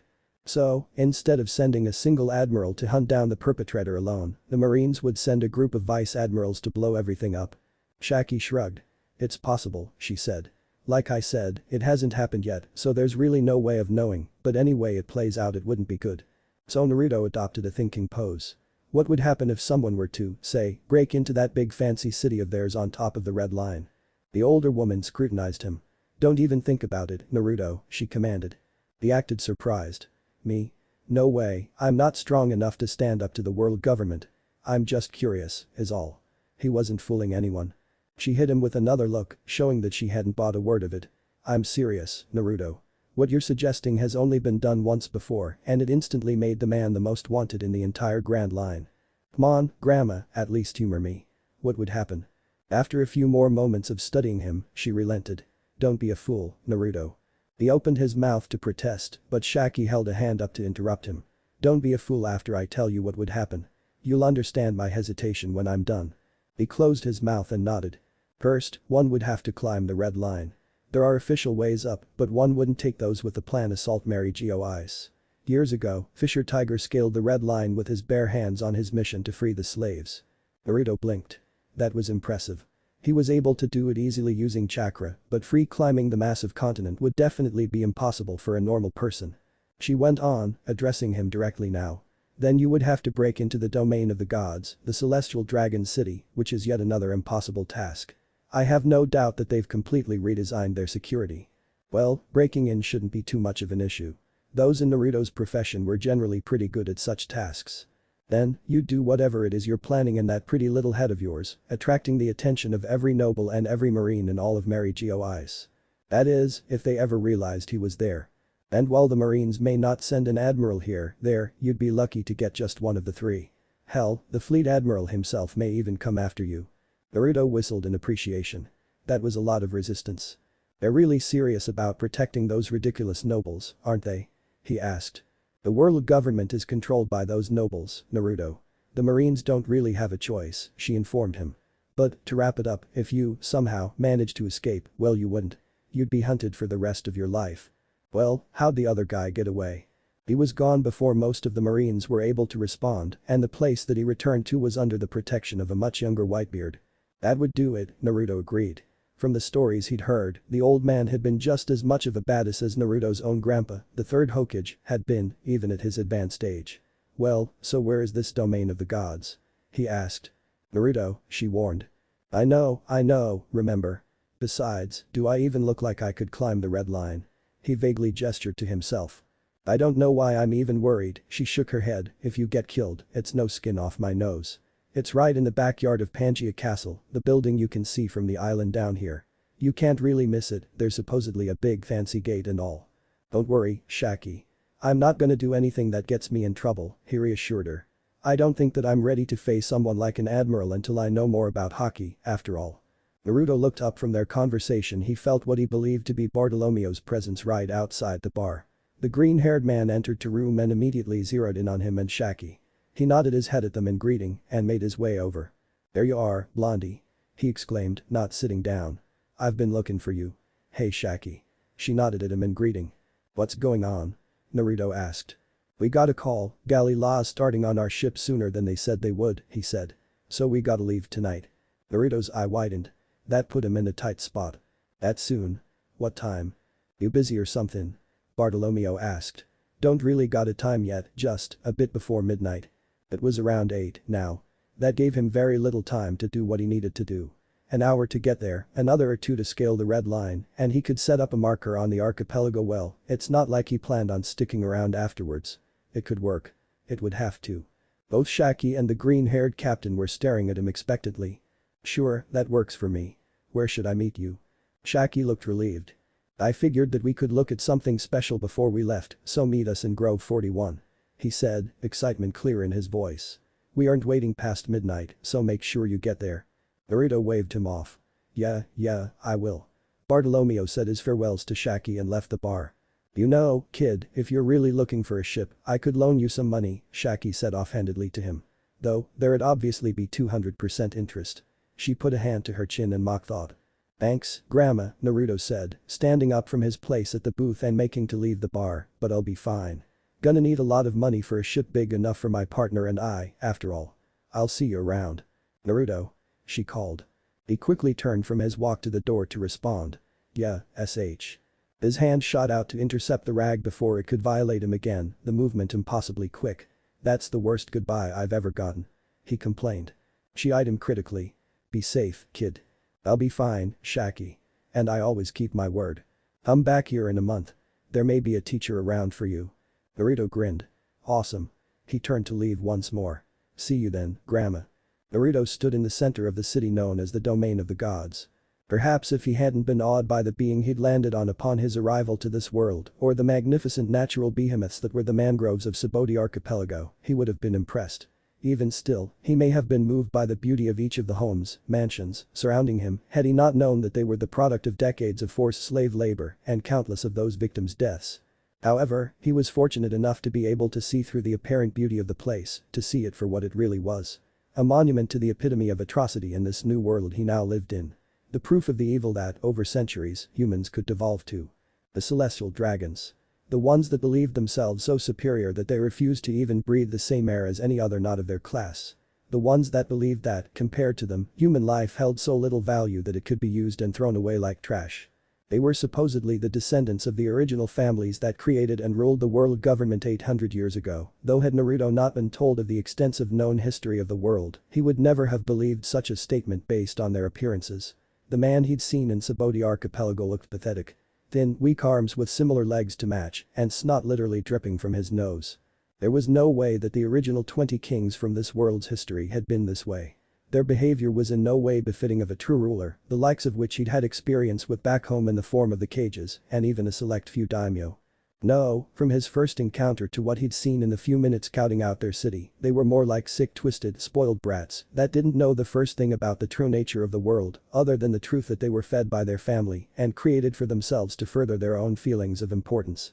Kurama wasn't actively feeding him chakra, but Naruto could still sense the heavy, foreboding feeling of what must have been centuries upon centuries of malice, all centered within this single city. He was glad that he'd chosen to seal Kurama and that the fox had the sense to not put up too much of a fuss about it. Despite Naruto's jokes, the ability to feel the negative emotions was a terrible one, especially since there was no way for Kurama to turn it off. Naruto himself was having a hard time not losing himself in the hate that he could feel with his meager sensing skills. It was overwhelming. Years of the nobles' disgust and disdain for those around them mixed with the hatred their captive slaves felt for themselves and their captors would certainly be enough to overwhelm the Bijuu if the relatively tiny amount of negativity within the elemental nations was at times enough to do so. Despite his impeccable control, a small amount of Naruto's chakra bubbled forth, nearly breaking the grasp he held on the camouflage technique that Jiraiya had taught him. All around him, lines of slaves of varying species, genders, and ages walked by. Each was assuredly only traveling at the behest of their masters, as doing otherwise would be a crime punishable to the slaves by death. He looked around, but didn't spot a single slave with their eyes not glued to the ground in front of their feet, mechanically moving to do their master's bidding. He waited a few more moments, searching desperately for even a single one of the enslaved people to look up, hopeful that he would see the tiniest spark of defiance within their eyes. Just when he finally decided that it was futile, another slave joined the rest, exiting the mansion directly in front of Naruto and walking forward exit the celestial dragon's property. Naruto's remaining eye narrowed in fury as he saw the mottled face of the young boy, no older than 9 or 10, black and purple with bruises. The right side of his face was horribly swollen to the point that it forced his eyes shut and his deep red hair was reddened further, clearly matted with blood. What truly drew Naruto's attention, however, was the rage that he could see burning in the kid's visible eye. Unlike every slave he'd encountered so far, this kid didn't walk in a pathetic manner. He stomped forward, not once lowering his face to the ground in defeat. Finally. Pedro had mentioned that most slaves either gave up any hope of freedom and, after long enough, even embraced their new life. Some were actually known to willingly begin to defend their masters. If there were any like that around, Naruto would have to be especially careful. While it wasn't necessarily their fault, there was only so much that they could do with explosives strapped around their throats, it was still a pathetic way to live. He'd hoped that Pedro was exaggerating, but from what he'd seen, the mink was spot on in his descriptions. Naruto wouldn't have any chance with a slave that wasn't willing to risk their own life for freedom, and he wasn't willing to risk the lives of all of them on that chance, either.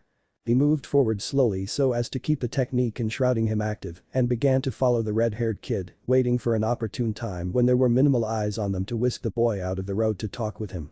A few minutes of walking on gold-gilded roads later, and he seized an opportunity. The kid had stepped onto the property of yet another celestial dragon, apparently running some sort of errand for his own overlord. Naruto grabbed the child's shoulder and shunched him to the far edge of the noble's yard, where they would be covered by the particularly surprisingly dense shrubbery and trees. It was odd that so much greenery existed in the yard, most of the ones that he'd seen so far had every inch of their property adorned in gold or other precious metals and gems, leaving little room for even grass to grow. Before the boy ripped himself from Naruto's grasp, Naruto was able to, with the contact between them, get a better sense of the kid's self. He had a surprising amount of will and power hidden within him, though it was obviously being smothered by the presence of the celestial nobles and the environment that he was being forced to live in. With the strength that Naruto could feel, it was no wonder that the young boy had maintained his defiance for so long. That inner will didn't help him with his very first shunshin, though, and he doubled over, releasing the contents of his stomach onto the grass at his feet. Weakly, he turned around to face his apparent assailant. Despite his bruises, Naruto could still somewhat see the shape of the kid's face. He looked too old for his age. Likely due to his living circumstances, he appeared to have features that would usually be more present on a teenager. Little to no baby fat concealing his sharp cheekbones and angled jaw, eyebrows furrowed in a way that could be interpreted as either focused or angry. Maybe it was both. His slightly wavy red hair fell to either side of his face, whether it was a natural style or just the way that he wore it to keep it out of his eyes. The color of it evoked an old feeling within Naruto, and the memory of a red-haired woman quickly flitted in and out of his mind. It was enough to give him pause before initiating the conversation between them. The boy was torn between looking horrified that he just defiled the yard of one of the nobles and curious of what had just occurred, who it was that had moved him in such a way. His confusion started from the ground up. When a slave was accosted by someone within the domain of the gods, it was usually for punishment by either the nobles themselves or by one of their non-enslaved employees. In this case, as he'd been physically touched, he assumed it would be one of the latter, but the individual was not wearing the customary leather shoes that most of the true residents of the city wore. Instead, he was wearing black open-toed sandals, the likes of which he'd never seen before, as they extended a little above the man's ankle. His pants were also black, starting an inch or two below his knees. The clothing appeared to be lined with a light orange, the color only visible due to the two's close proximity. With only one working eye it was difficult to be certain, he thought he could make out even darker designs patterned onto the pants, though he didn't understand what the point of decorating black with more black would be. On his right thigh, what looked to be a few oddly shaped knives were held in a holster of sorts, bound tightly to the pants. His jacket was what, so far, stood out the most. Though it too was mostly black, it had a solid ring of orange around the very bottom, almost like a belt. On the left breast and left sleeve, there were identical symbols. What appeared to be very basic swirl patterns. Each of the swirls were the same color orange as the what appeared everywhere else in his clothing, and the contrast between the black and the orange made the symbols stand out like miniature suns. The stranger's right sleeve was rolled up to his elbow, and black tattoos were scattered across almost every bit of visible skin, save for the man's palm. Instead of the slave collar he'd half expected to see around the man's neck, there was a dented silver metal headband, a design similar to the one on his jacket, faintly visible through the item's wear. His gaze immediately descended to the ground upon glimpsing some of the man's facial features. Blue eyes, blonde hair. Two features that were incredibly common among the celestial dragons. And he'd almost made direct eye contact with him. Naruto patiently waited the few seconds that it took for the boy to take him in and was confused when, after all the fight he'd seen in him before, he refused to look him in the eye. "Not gonna look at me?" Naruto asked, making sure to use the warmest tone he could. His words, while spoken kindly, were obviously a challenge, and the kid knew it. Still, he refused to take the bait. "I'll clean the yard immediately, master." The boy ground out. The words showed obedience though his tone displayed anything but. At that, Naruto realized that the child slave thought him to be some sort of authority figure and was refusing to look at him out of self-preservation rather than just fear. It wasn't just the celestial dragons that the slaves had to show absolute respect to, after all. He placed a hand on top of the boy's head and gently tilted it back so that they could meet each other's eyes. The eye contact didn't last for long as Naruto smiled, tilting his head slightly to the side, his remaining eye closing with the movement. It was enough to win over a measure of the child's trust, at least temporarily. "Who are you? What do you want with me?" he asked, his voice flat, missing of the previous malice it had been poorly hiding. Now he could actually get a good look at the man's face. He had, as the boy had noticed earlier, blonde hair and blue eyes, though those were by far the least noticeable features present on him. He actually had whiskers. On closer inspection, he realized they weren't real whiskers and were more like tattoos or birthmarks. Still, just as unique. Naruto crouched down to his level, keeping a small smile on his face, though his eye was now wide open. "My name's Naruto," he said. "I think that I'm here to do something you like very much." "Oh yeah, Naruto?" he asked, braver now, repeating Naruto's name almost disdainfully. "What could you possibly know about me?" Naruto dropped his smile. "Enough, I'd say," he did say. "I don't think you're too happy about that jewelry around your neck, are you?" The red-haired boy's uninjured eye widened before he took a step backwards distrustfully. "Don't talk to me like I'm a kid," he spat, anger making itself known. "There ain't any kids here. This," he grabbed the collar angrily, "is a bomb, and I know you know I can't do nothing about it." Against his will, moisture began gathering at the corner of his non-swollen eye. It was just his luck to run into a stranger on today of all days that just wanted to point and laugh at the slave's misfortune. "I know you probably haven't been a child since being brought here," Naruto replied, solemn, pushing past the kid's animosity, "but you're still young. You deserve to act it, you know." The boy glowered at him. "Now, what's your name? I have an important question for you and I'd like to know your name before I ask." Naruto waited for him to respond. Finally, he relented. "It's Rowan, but no one calls me that here." "Well, then, Rowan," Naruto began, using his name with a purpose. "How would I go about getting this ugly thing off?" he asked, reaching out and tapping the collar lightly. Rowan blushed at the first use of his name by an adult in what seemed like forever. The other kids knew it, but they stopped caring after a while, and he'd not come across another person older than him that even cared enough to ask, beaten down as all of the slaves here were. In fact, he hadn't had an actual conversation since the few weeks after the most recent child was added to the nobles' collection, though he'd broken fairly quickly. He lowered his head again, this time to mask his embarrassment. "You don't," he said, "if it bends too much, it'll explode after a few seconds. I seen it happen to someone when he fell." He dented the collar in. Naruto hid his grimace. That little pressure was enough to set it off. "Well," he said, putting on a show of being in deep thought for the kid, "what if I'm quicker than a few seconds, then? It should be fine, yeah?" Rowan nodded reluctantly. "Yeah, but there's nobody that quick. I heard that even the giants aren't strong enough to do it." Naruto looked around their hidden little area conspiratorially before looking back to Rowan and winking. It was a weird look to the boy because the man's other eye was already closed, but the Naruto was able to convey the mischievous emotion of the wink fairly well. He shot out his hand faster than Rowan could begin to follow, and the only immediate evidence that something had even happened was the faint rustling of Naruto's clothing and the new breeze Rowan could feel drifting through the air. Naruto had coated his fingers in wind chakra and slashed them through the branches of one of the short but thick trees they were hiding among. A few seconds later, much to Rowan's astonishment, the branch fell, the patterns of the technique not even visible, the cut was so smooth. It had been such a fast movement that Rowan had thought he'd imagined it. Though, he supposed that was what Naruto was trying to show, that he was faster than a few seconds. Hope blossomed in Rowan's chest, though it was tempered by his past experiences with the feeling. "So, you can cut wood. This is metal, see?" He craned his neck up to give Naruto a better look. "I know, Rowan," he said, using the boy's name once more. "I think that I can do it. Do you trust me?"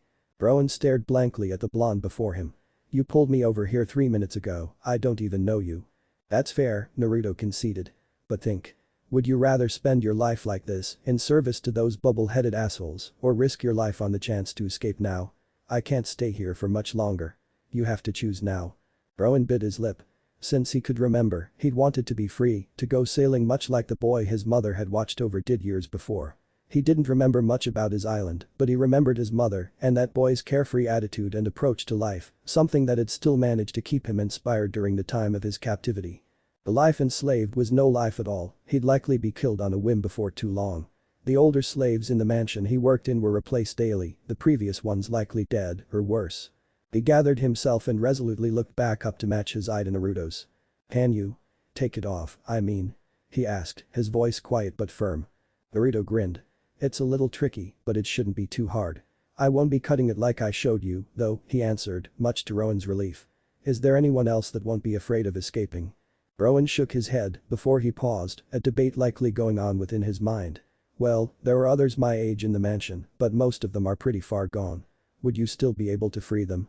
Without hesitation, Naruto nodded. "I'm planning on breaking into a few mansions, anyway. I think I can make a little detour." He placed both hands over his chest, crossing the fingers on each hand. A puff of smoke covered a good amount of the yard, which he checked for inhabitants beforehand, and hundreds of his copies could suddenly be seen. One by one they disappeared, activating their own camouflage techniques, until only 3 were left standing near the wide-eyed Rowan and smirking Naruto. "What the hell?" Rowan barked in astonishment. He stuttered, "How the hell did you do that?" Naruto put a finger to his lips, shushing the boy. "I'm a ninja, see?" he said, taking out one of his normal kunai and twirling it around his fingers. The red-haired boy deadpanned. "That doesn't answer anything," he said. "I know," the ninja chirped, "but it's a secret." Naruto quickly grew serious and beckoned Rowan over to him. When they were standing only a few inches apart, Naruto crouched once more, positioning himself at eye level with the collar on Rowan's neck. He carefully, delicately began to channel a minute amount of chakra to the tip of his pointer finger and brought it up to the collar. "I'm going to do something that should hopefully let me take this thing off without breaking it. I need a full one so that I can study it to make them easier to remove later," he explained. "Those guys," he said, tilting his head towards his 3 remaining clones, "are here to take your place in case something goes wrong. No matter what, I have a way to get you out of this, but the other way will blow the collar and my clones up." Rowan gulped and nodded, a bead of sweat trickling down his jaw to drip from his chin. He wasn't lying before. He didn't really have any reason to trust the strange man that appeared and offered help out of nowhere, but it was the first time since he'd been enslaved that he was shown kindness by someone without a collar. Maybe it was naive of him, but, like the man had said, he was allowed to act his age sometimes. "This might feel weird," Naruto warned as he finished drawing the seals onto the metal casing of the explosive device with his finger. He pressed the pad of that finger to the collar and channeled a tiny amount of chakra into the seal, noticing but not really paying attention to the ease of which he was able to control his own power. As soon as the first drop of chakra entered the seal, the collar turned translucent, looking, literally, like a ghost of its former self. It was a failed seal that he'd created after being faced with Obito's Kamui one too many times.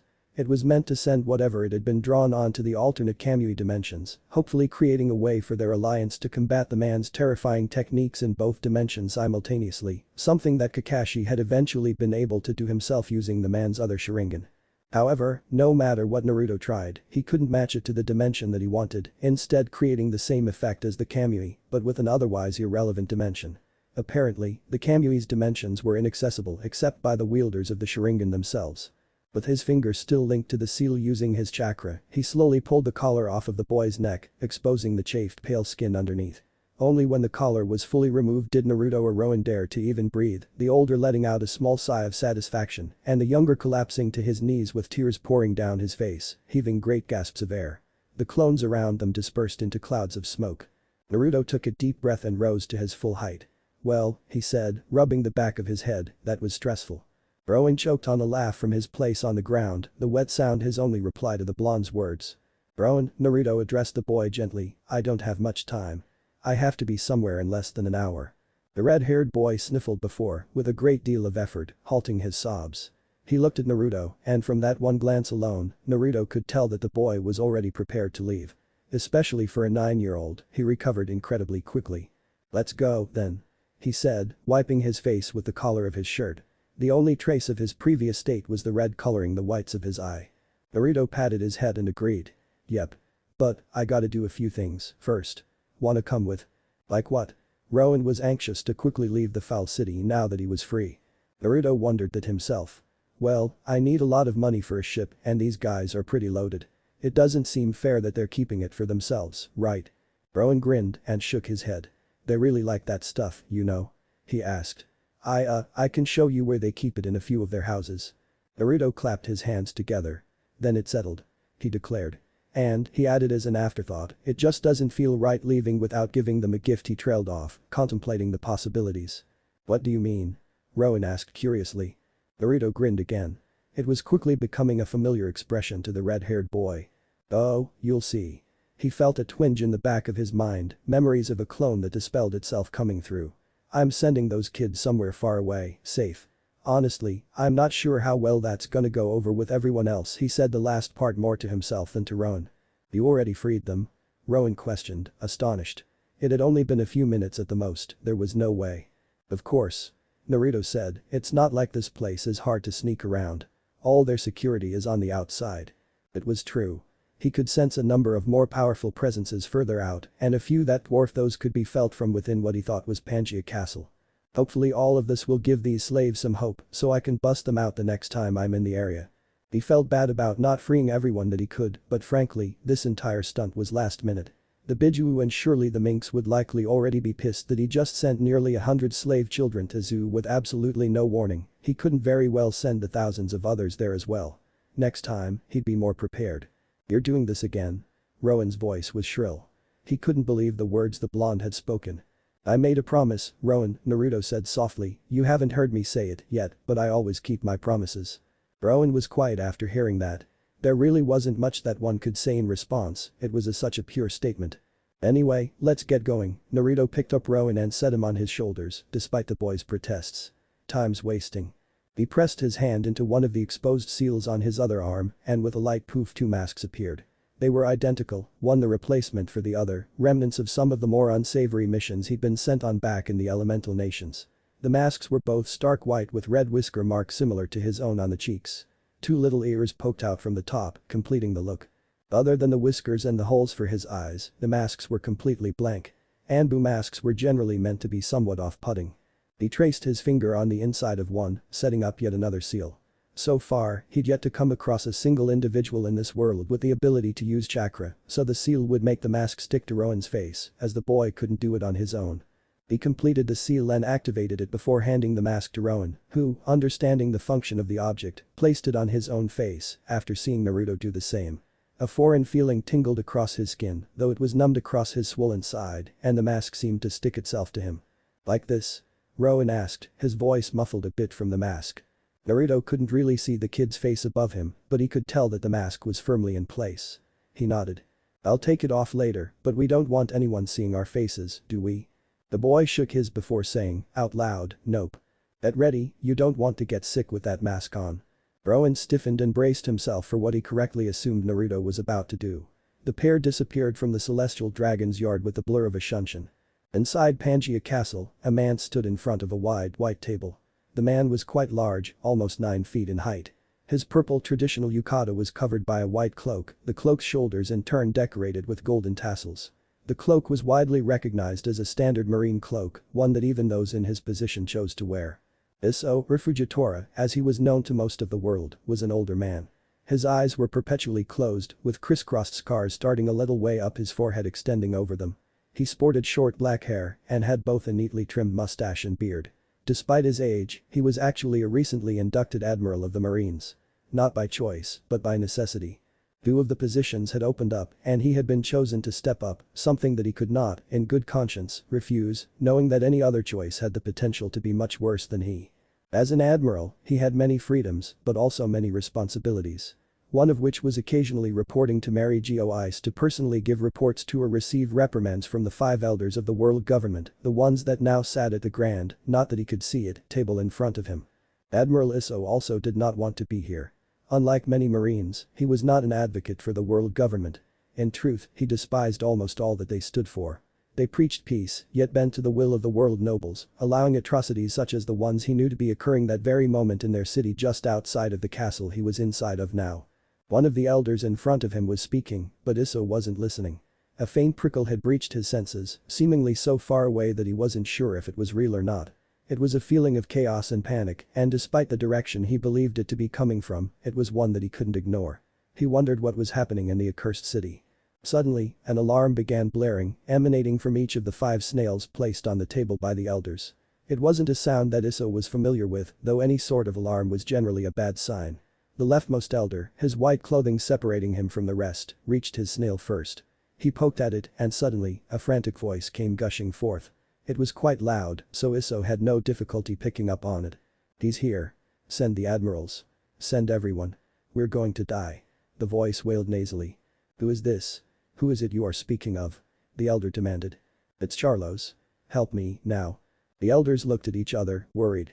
Charlos was one of their more foolish members and apparently one that wasn't able to keep himself out of trouble. This marked the second time in 2 years he'd needed the admiral's support. He wasn't particularly well liked by the elders, but their blood was sacred and must be protected at all costs. "Charlos," the elder shouted, looking up at Isso who hadn't so much as moved since the call came in. "Where are you? There is an admiral in the castle right now, let us know where to send him."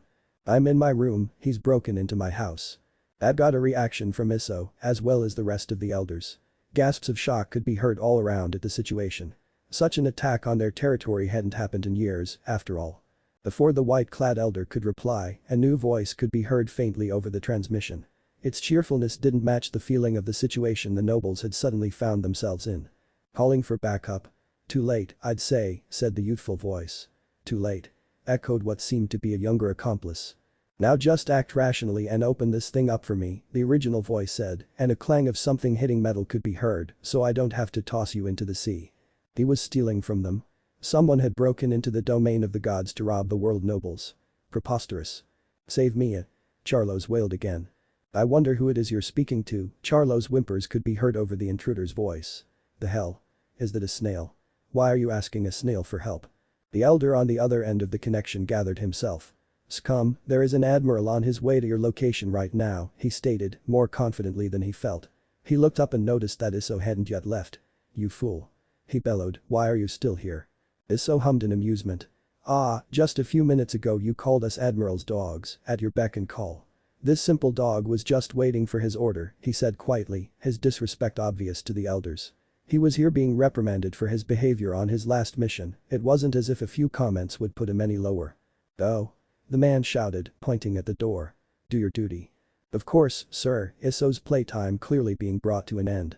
As he exited the room, the elder looked back to the snail. "You've made the worst," he was interrupted. "Why does the snail keep talking? It's annoying." The transmission was cut off. Naruto shook the snail a few more times and held it up to his ear, much to the bemusement of his companion. "Oi, kid," Naruto called, avoiding using his name in front of the noble, "what is this thing?" Rowan stared at Naruto in shock, though it wasn't visible through his mask.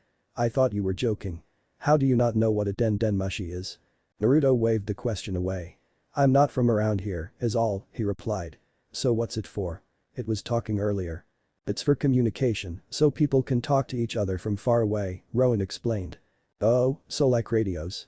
"Like what?" "Never mind." It seemed like every time he turned around, the world he was in got weirder and weirder. Using snails to communicate. What the hell? The voice from the snail had said that an admiral was on his way, which meant that Naruto had precisely no time at all to dawdle. He looked over at the now unconscious form of the noble, Charlos, apparently, and sighed. They really were pathetic. Their wallets, however, were not. He looked to his side at the hefty vault he'd pounded earlier. It wouldn't be too difficult to break into, but it was impressively large nonetheless. A few seconds later, the container's door fell away and Naruto was met with a view of dozens of tall, neat stacks of beeli, along with an uncountable assortment of what he assumed were precious stones. Surprisingly, he didn't see any actual gold within the vault, but he supposed that it would be a moot point to store something they used in basic construction, along with their money. He heard a sharp intake of breath come from behind him and he looked back at his accomplice who was standing completely still, staring at the contents of the vault. "So," he asked, his grin clear in his voice, "how much do you think it is?" "There's no way I'd know that," Rowan whispered, awed. "I've never seen so much before." Naruto let out a disappointed noise. "I was hoping you could estimate. I hardly even know what the currency here looks like, after all." "Maybe," Rowan started timidly, "maybe it would be safe to open one from another. You know, just to be safe." "Right," Naruto agreed. "Sure, just to be safe. We only have a few minutes until that admiral gets here, I can feel that he's not in a rush, so we have to make it quick." Rowan nodded excitedly, watching as Naruto, with a poof, unsealed a large scroll from his arm. The blonde put the scroll, which had a large circular design drawn onto it, on the ground and began moving the contents of the vault and placing the valuables on top of the scroll. Rowan quickly moved forward to help him and they were done in only a few seconds. Naruto placed his hand on the scroll and suddenly everything they just piled on disappeared. This time, Rowan wasn't as surprised as he'd seen things appear and disappear in the blonde's presence several times now. The pair stood up, preparing to leave before Naruto caught a glimpse of something atop Charlo's desk. "I think," he said, "that I've figured out the perfect gift to give to these nobles." He walked over, grabbing the item from the desk. The collar was identical to the one he'd pulled from Rowan's neck, except this one was not locked. Rowan shivered in excitement and anticipation. "No way," he denied, "surely his rescuer wouldn't do that." "Too late, I've already decided," he said, bringing the collar over to the unconscious world noble. He latched it around the man's neck, the ends connecting with a satisfying click. Leaning forward, he traced a few seals along the metal collar and channeled his chakra into them, watching in satisfaction as they glowed, and the collar mimicked what Rowan's had done minutes earlier. He leaned back, removing his finger from the seal without pulling the collar with him this time. "Would you do it for him, too?" Rowan asked. Naruto looked back at him and smiled. Though Rowan couldn't see the smile, he could tell by the tilt of Naruto's head that that was precisely what he was doing. "If it works, no one but me will be able to touch it, even though they can see it," he explained, "and it's not gonna come off, either." Rowan couldn't help it. He laughed. He was sure that, had he been in Naruto's position, he would have wanted to kill the abominable man, but this punishment somehow seemed worse. "I'm glad you like it," Naruto said. "Now, let's get to the next building, before that admiral shows himself." Naruto wasn't sure about his choice for their next hit. So far, the inside of this mansion was wildly different than the others he and his clones had been in.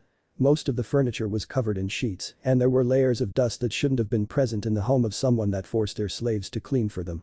He could only sense one individual in the house, yet another drastic difference. The others had their slaves in what appeared to be some sort of basement or dungeon underneath their houses, each facility fairly similar among the nobles. This mansion had none. Not a single other person could be felt within. It almost made Naruto uneasy. Something was definitely wrong. He and Rowan made their way deeper into the building, Naruto hiding his nervousness from his younger accomplice. Finally, when they were right outside of the room that Naruto felt the individual to be, he created a clone and told Rowan to wait with it while he went ahead. Rowan wasn't happy about it, but knew that Naruto must have a good reason. Naruto crept forward, easing through the doorframe, closing the door behind him. He took note of the man sitting and reading in a large chair in front of the burning fireplace, and that he didn't seem surprised or scared at his presence. "So, you're the one that was terrifying Charlos a few minutes ago?" he asked, looking up from his book, his tone unidentifiable. Naruto, not knowing how to respond, only shrugged. "I guess so," he said, "but how do you know about that?" "That fool broadcasted himself to everyone with our special Den Mushi over the emergency signal," he responded, surprising Naruto with the disrespect he showed to his fellow celestial dragon. "You don't seem too upset about that." "I'm really not. I do hope you didn't kill him, however." He'd never learn his lesson that way. Though he didn't say it outright, the question was there. Naruto shook his head. "I didn't kill him, old man," he said, testing the waters by disrespectfully addressing the world noble in front of him, "but I did rob him blind and stick one of those collars around his throat." The noble's eyes bulged. "You did what?" he blurted out, incredulous. Again, Naruto shrugged. "It seemed fair to me," he said, not bothering to justify it any further. "That," the dark-haired man stated, "is priceless." Naruto grinned beneath his mask. It seemed like he'd finally run into the only decent world noble in existence. "You're different from the others," Naruto declared, "what's that about?" "Before I get into that, I believe that I should introduce myself. To the world I am known as Saint Dunquixote Mjosgard, though you may call me Mjosgard." He stood and, in a move entirely unlike a typical celestial dragon, stuck out his hand for Naruto to clasp. Naruto hesitantly reached forward and shook the man's hand in greeting. "Naruto," he said. "Naruto Uzumaki." The noble seemed somehow put off by that, as though he'd been expecting something more. "Something wrong with my name, old man?" Naruto challenged. He didn't have a problem giving out his name, as there was absolutely nothing attached to it in this world, but the man apparently had some kind of issue with it. "I was expecting never mind, I'll tell you when you leave," he replied. "So, I suppose that you're here for my money?" Naruto bobbed his head. "That was the plan, yeah," he said, "but I'd feel kinda bad robbing a guy like you." Mjosgard waved him off. "I have more than I'll ever be able to use," he said, and it sounded like a complaint. "You may as well take some. It's the least that I can do for a person that has decided to challenge the authority of us celestial dragons. After all," he continued, "you probably only found Charlo safe, right?" Naruto nodded. "Well, that money is basically his pocket change. Most of us have entire rooms dedicated to storing this stuff." "That's disappointing," Naruto admitted. I thought I was crippling the guy. But, you're just going to give it to me? I'm never going to use it all, he said, it's not like I'll ever want for anything. He gestured around the room, alluding to the position he was in, living in a massive mansion. Speaking of, Naruto interrupted, derailing the topic of conversation. Aren't you supposed to have slaves everywhere? Josgard sneered. Humans don't have the right to own other humans. I used to be just like Charlos years ago, but something happened that opened my eyes. Naruto was shocked. The man was so down to earth. He wasn't really prepared for this type of conversation. He'd become somewhat expectant of the behavior that Charlos had displayed. Josgard shook his head. You can't stay here. The admiral is on his way. You can take as much as you'd like from the room down the hallway on the left, he directed. All I use it for is buying and freeing slaves, and that barely makes a dent. Thanks, old man, Naruto said, flaring his chakra to direct his clone to bring Rowan through to him. Seconds later, the child was upon his shoulders once more. Naruto, Josgard said seriously, I told you that I would tell you before you leave. I expected you to have a certain initial, with the amount of chaos for the nobles you've caused today. I have absolutely no idea what you mean, Naruto said, confused. The world government fears those with the will of D, Josgard explained, if you aim to get on their bad side, I suggest you introduce yourself as such. Like how? Naruto asked, ignoring the now squirming boy on his shoulders. Introduce yourself to that admiral as Naruto D. Uzumaki, he suggested. You'll scare the hell out of every one of the world nobles. Coupled with your stunt tonight, you'll be the Bujiman for years. The man laughed, like he had just shared a good joke. Naruto looked back at the man blankly, his face mirroring the mask it was covered by. I still don't get it, but that initial is familiar. Have I seen it around before? Josgard nodded, the smile slowly leaving his face as he calmed down. The celestial dragons are the only ones that remember what it means, he said, but it appears quite frequently among people who have the ability to change the world. I'd explain if we had more time together, but that's the most important part. I'll keep it in mind, Naruto agreed. You take care of yourself, old man. You, too, Naruto, Josgard responded, settling back down in his chair and opening his book once more. Naruto and a silent Rowan left the room. Naruto could feel the admiral's presence on the outskirts of the city as he left the mansion with Rowan in tow. He walked slowly but deliberately in the man's direction, filling Rowan in on what was about to occur as they walked. The streets were empty, all of the celestial dragons had holed themselves and their property up as soon as Charlo's situation had been broadcasted to them all. It's gonna be much worse than the first time, it's okay if you get sick. I know I was the first time I tried it. I'm not going to be sick, I'll be fine. The boy promised. Naruto chuckled. He'd eat those words in a few minutes. After nearly a minute more at the same pace, Naruto stopped in the middle of an intersection of two roads. About 20 feet in front of him stood the tallest man that Naruto had seen in person as of yet, the man coincidentally having the most powerful presence he'd felt to match his height. The man's eyes were closed and Naruto wasn't sure if he was truly blind or if it was an act. Hello there, young one, the man said in greeting. He had a kind voice, though there was a hint of steel to it. Does that mean I can call you old one? Naruto joked, seeking to set the tone of their inevitably brief meeting. You may call me Admiral Fujitora or Isso. Might I know the name of the one I have been ordered to subdue? Whoa, Naruto said, motioning non-threateningly with his hands. I just came to talk. And the name's Naruto, he thought back to his conversation with Josgard, Naruto D. Uzumaki. Well met, Mr. Uzumaki. We can talk, though I'm afraid we'll have to make it short. I'm on a bit of a schedule, you see. Of course, Naruto agreed.